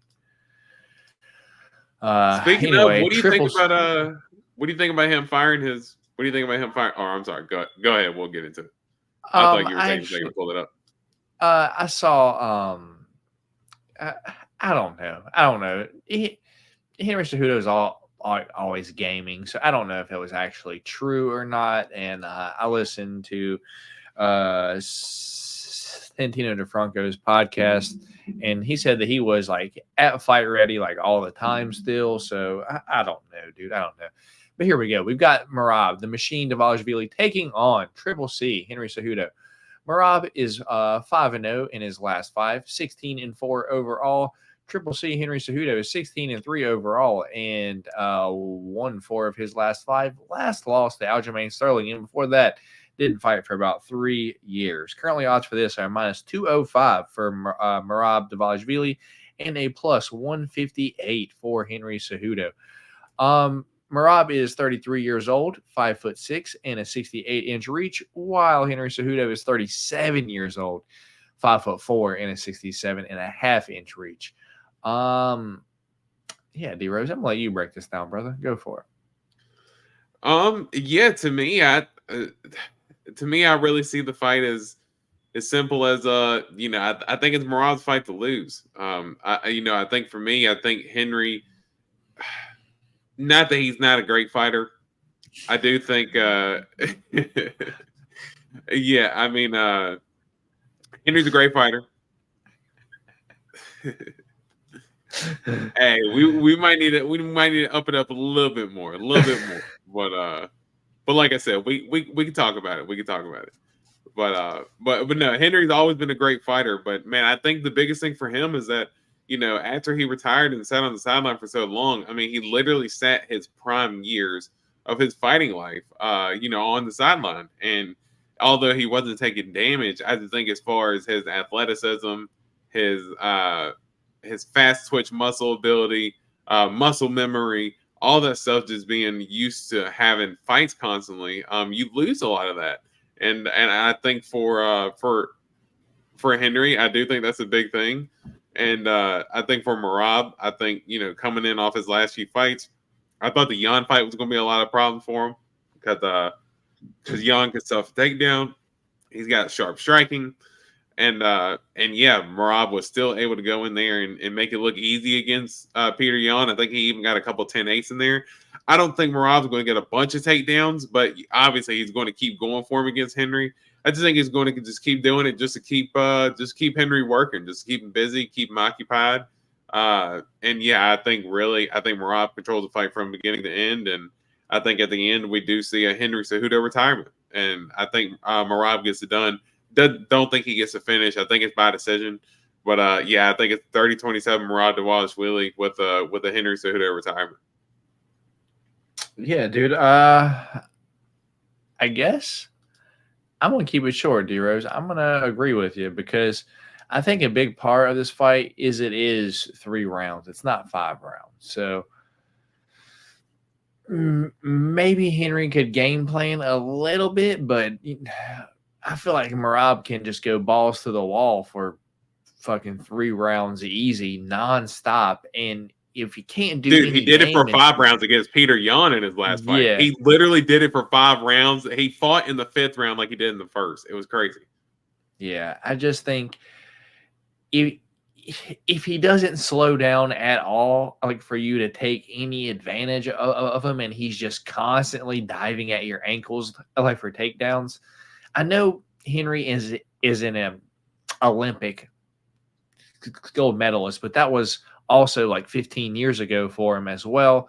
And also, dude, it's a different type of, you know, the cage isn't there. Like, you know, like even if he doesn't get Henry down, you know, the cage is there. He can hold him there for 2-3 minutes at a time and just extend the fight. Just, you know, just take minutes off that clock, slowly winning. And you know how Merab wins, as you said, you know, against Yan. You could go back and watch the terrible Jose Aldo fight. That one was fucking awful too. But, you know, that's how Merab can clearly win a fight. And I think that's probably how he gets it done this weekend. Give me Merab to win this fight via decision as well, D-Rose. So, yeah, I thought we were going to have more different picks on the fights. But, you know, we got a bunch of them early. Yeah, we got 3 more left. So, featured fight of the night, we do have none other than Jeff Hands of Steel Neal with a Z taking on Ian Machado Gary, the future, if you will. Hands of Steel Jeff Neal, 15-5 overall. Won 2 of his last 5 though. Ian, the future Machado Gary, is 13-0. Obviously, won all 5 of his last 5 because he is undefeated. Currently, odds for this are a plus 186 for Jeff Neal and a minus 245 for Ian Gary. Jeff Neal is 33 years old, 5'11", and a 75-inch reach. Ian Gary is 26 years old, 6'3", and a 74-inch reach. So Ian Gary going to be 4 inches taller, but have an inch reach disadvantage. D-Rose, I think the difference in this fight is the kicks. If Jeff Neal kicked, maybe I could pick him, but he just doesn't, dude. Ian Gary can stay at distance all 3 rounds, teeps up the middle. There's leg kicks, just round body kicks, maybe occasionally throw one up top to the head. And Jeff Neal isn't really good off his back either. And I know Ian Gary did his entire training camp with Charles Oliveira this time. So maybe his jits might be a little improved. I don't know if Ian Gary gets the submission, but if it goes there, I believe he will be in control. But I just feel like everyone wants Ian Gary to lose and get knocked out. I just don't know if Jeff Neal is going to do it, man. Give me Ian Gary to win this fight via decision. Which way are you going here? Yeah, I mean, I wouldn't necessarily say that Jeff Neal doesn't use his kicks because he does have some highlight reel head kick knockouts. He threw 1 head kick against Mike Perry, and that's his only like head kick ever that he ever threw. Well, go back to the Frank. It sounds crazy to say, but Frank Camacho fight, and dude, it was absolutely nuts. Jeff Neal landed the most vicious head kick and put him absolutely to sleep. But I'm a big Jeff Neal fan, and for the most part, I don't think that I can tend to call a fight right with him.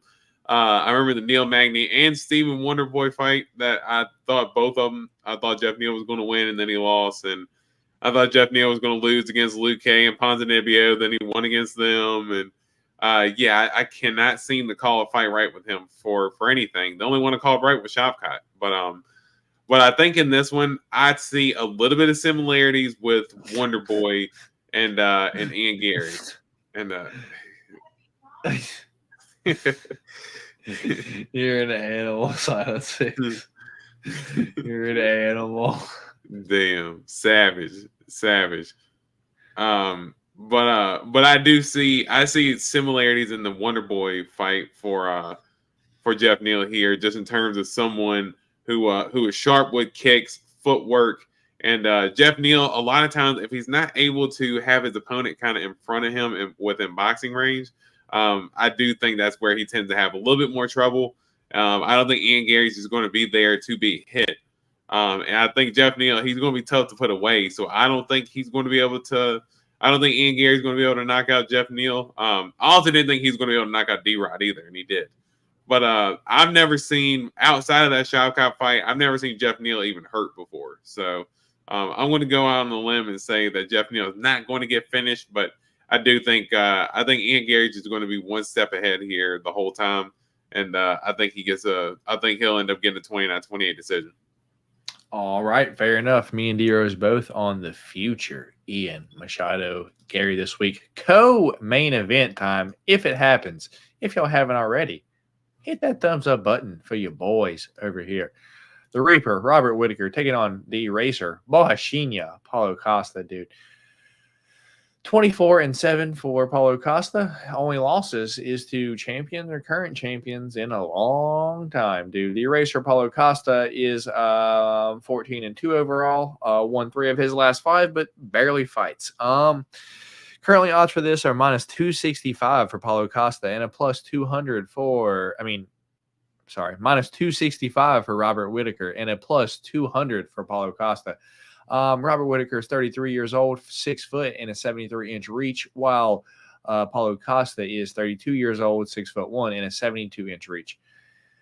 D-Rose, fucking Paulo Costa acts like he's like the most powerful MMA fighter and knocks out everyone. You know, it's like the only people he's really knocking out are old fighters like Johnny Hendricks,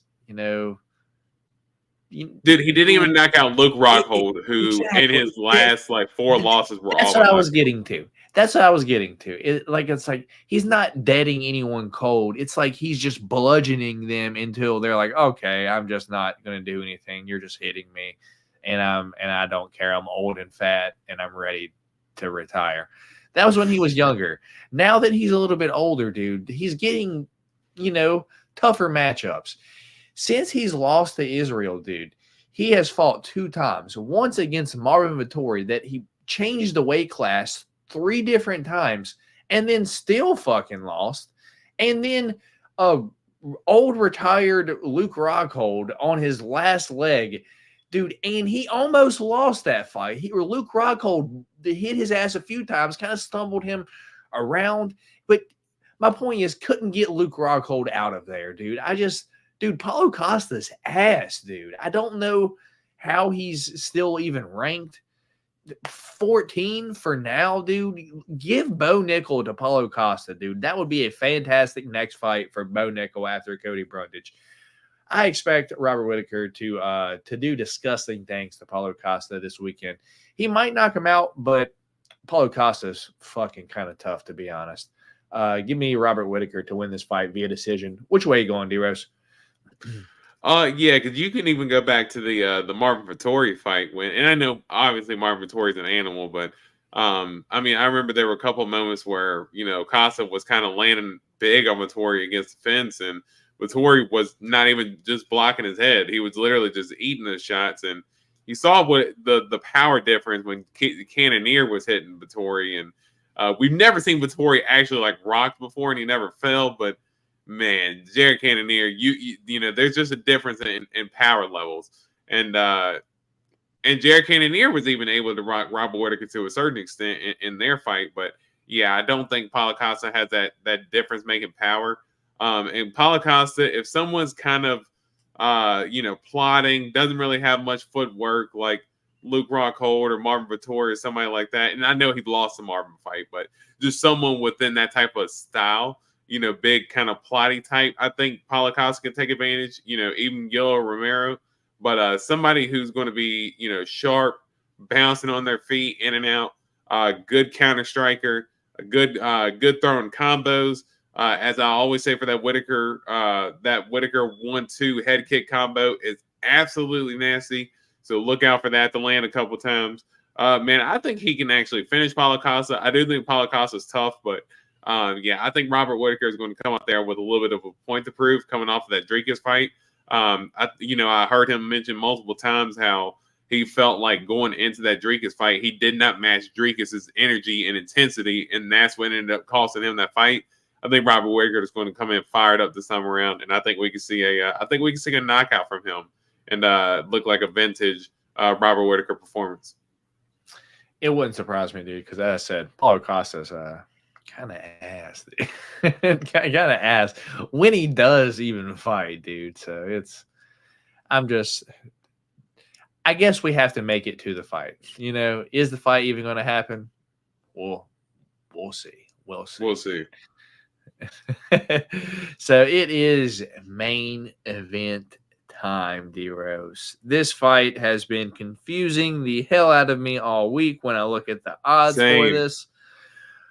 But let's get into it. We have Alexander the Great Volkanovski taking on El Matador Ilia Topuria.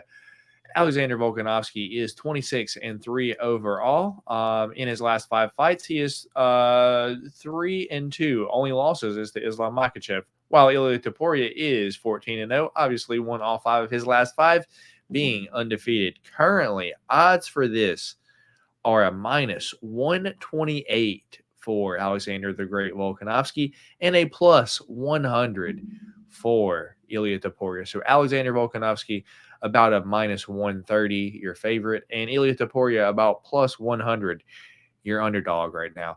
Alexander Volkanovski, 35 years old, 5'6", and a 71.5-inch reach, while Ilia Topuria is 27 years old, 5'7", and a 69-inch reach.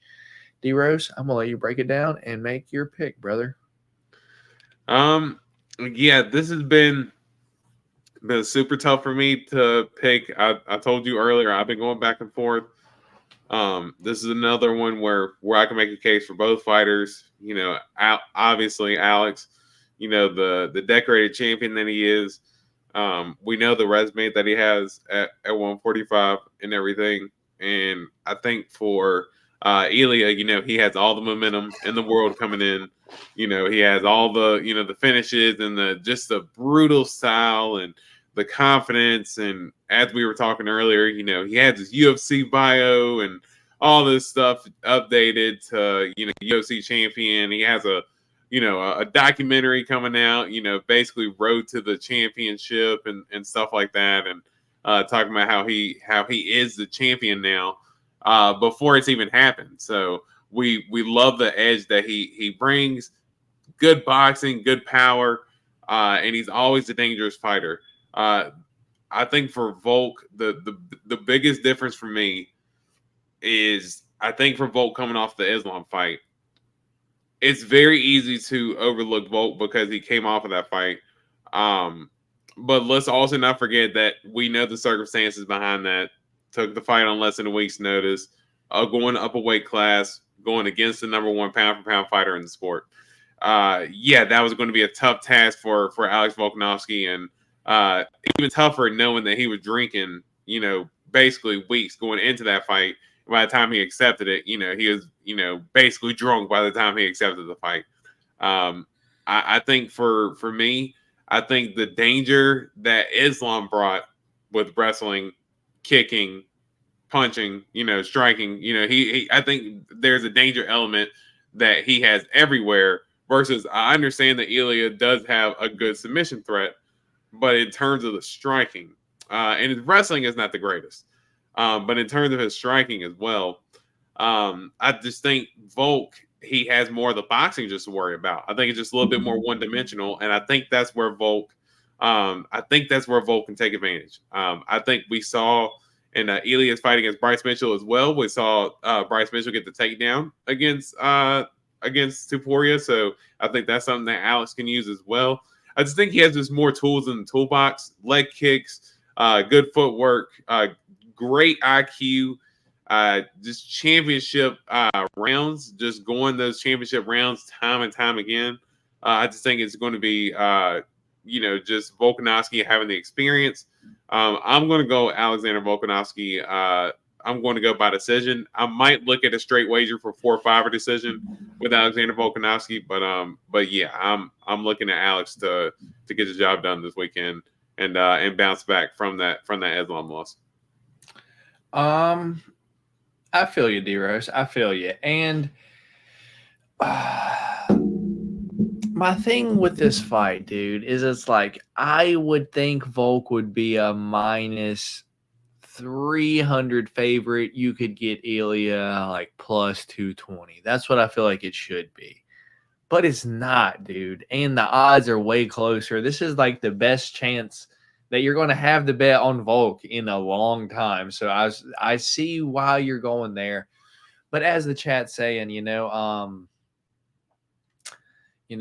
35 years old versus 27, it's Ilia's time. And it makes sense, dude. Ilia is so damn good. And if you just look at his rise, dude, everyone that he's fought has basically done something that Volk can do. The last contender that I needed to see him fight before Volk was Josh Emmett, dude. Josh Emmett is basically like a Walmart brand, great value brand. Alexander Volkanovski, dude, about the same size. They do basically the same stuff, but fucking Josh Emmett's got power, dude. So I'm not going to overthink this fight, dude. I've looked into it all that I can, dude. I'm going to make a prediction here, dude.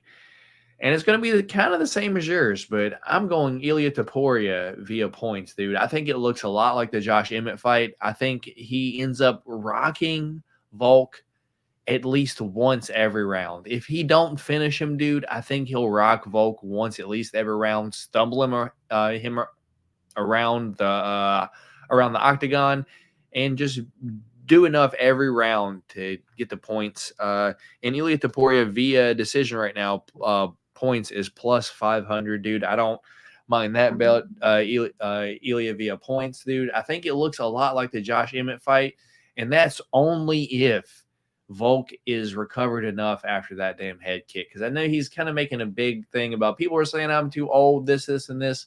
It isn't that, dude.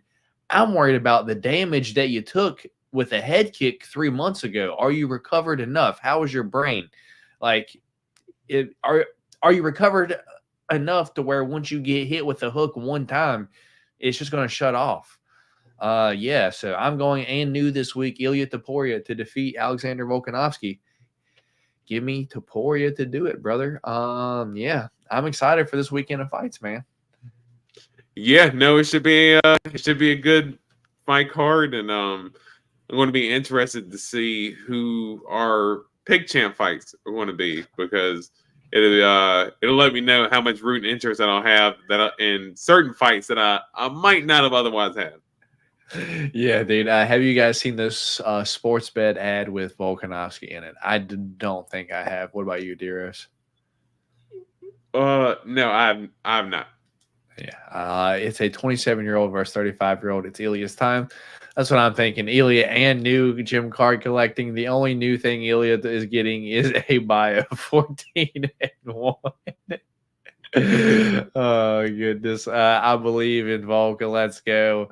And we get all right. And here we got lush with our picks there. And then I think Ilia is going to get the win in my heart. But if I was putting the money down, I'd never bet against Volk. He's proven too many times in the division.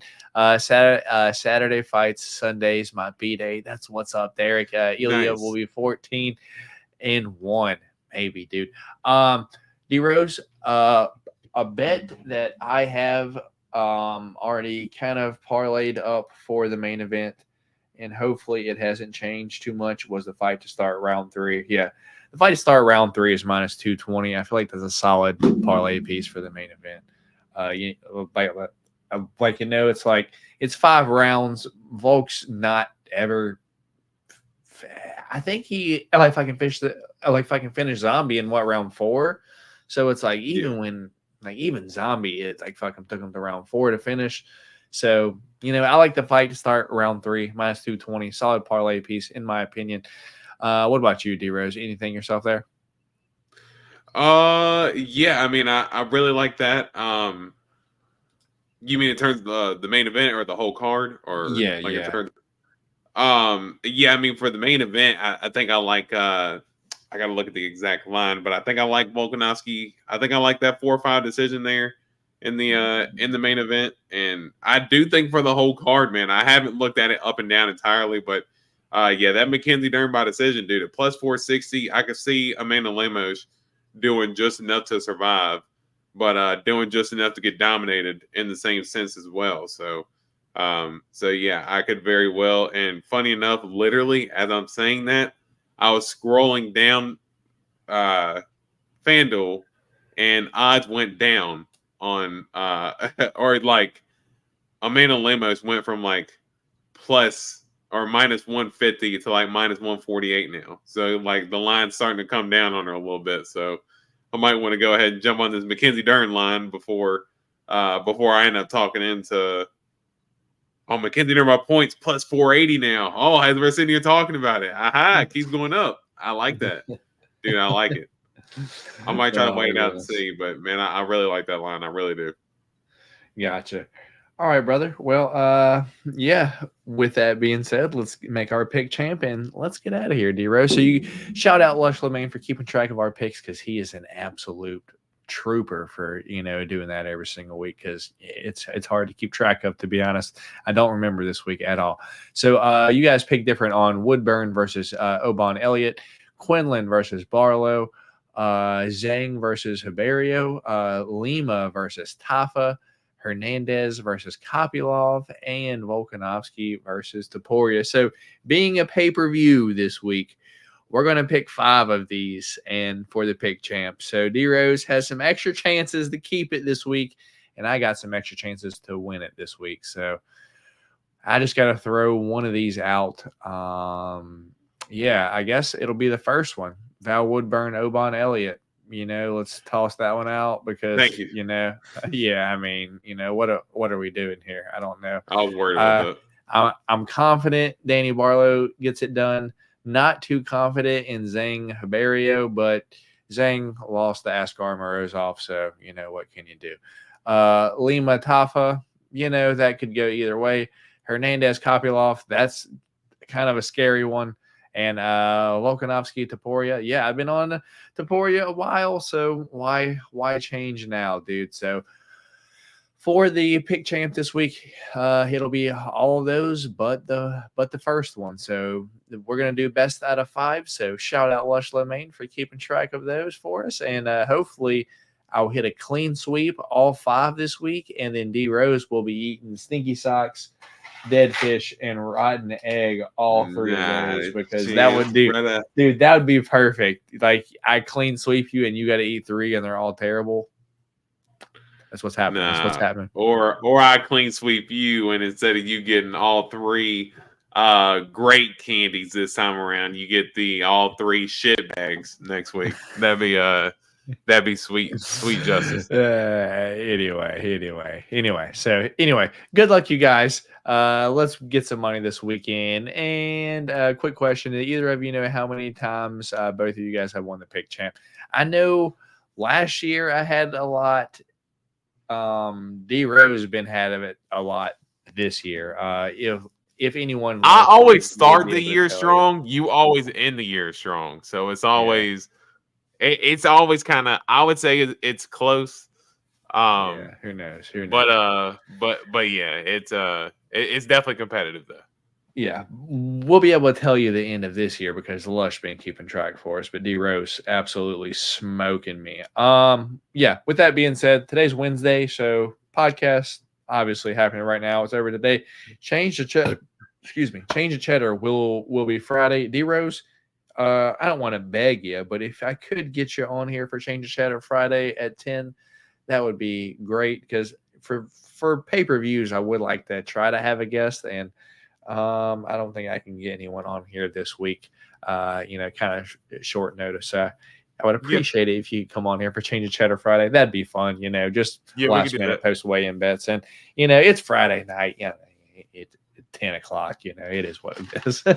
And we might be like we might like grab like dinner, but we're grabbing dinner like 6:30. Yeah, I mean, so I doubt you'll be. Yeah, like we're gonna be going like 6:37. So yeah, we'll be back in time to do all that. But post show Saturday, you up for one? Yeah, dude, I believe so. Yeah, because we can do the Bean Eating live Saturday after the fights. Yeah, that would just make it better because we can get it probably have a few drinks in me and I won't care as much. And then yeah, I'm leaving Sunday to go up to DC because I don't have to work Monday. So yeah, gonna go spend Sunday in DC / Baltimore. I don't know, one of those two. But yeah, with that being said, we appreciate all of y'all for stopping by. If y'all haven't already, hit that thumbs up button for your boys on the way out, and shout out this guy Lush LeMain for being the best every single week. Daniel, I changed the cheddar with D Rose. Indeed. Firm handshake all around, gentlemen. Let's go. All right, with that being said, we'll catch y'all later. My name is Matt. D Rose on that side of your screen. We'll catch y'all Friday for Change the Cheddar. Peace.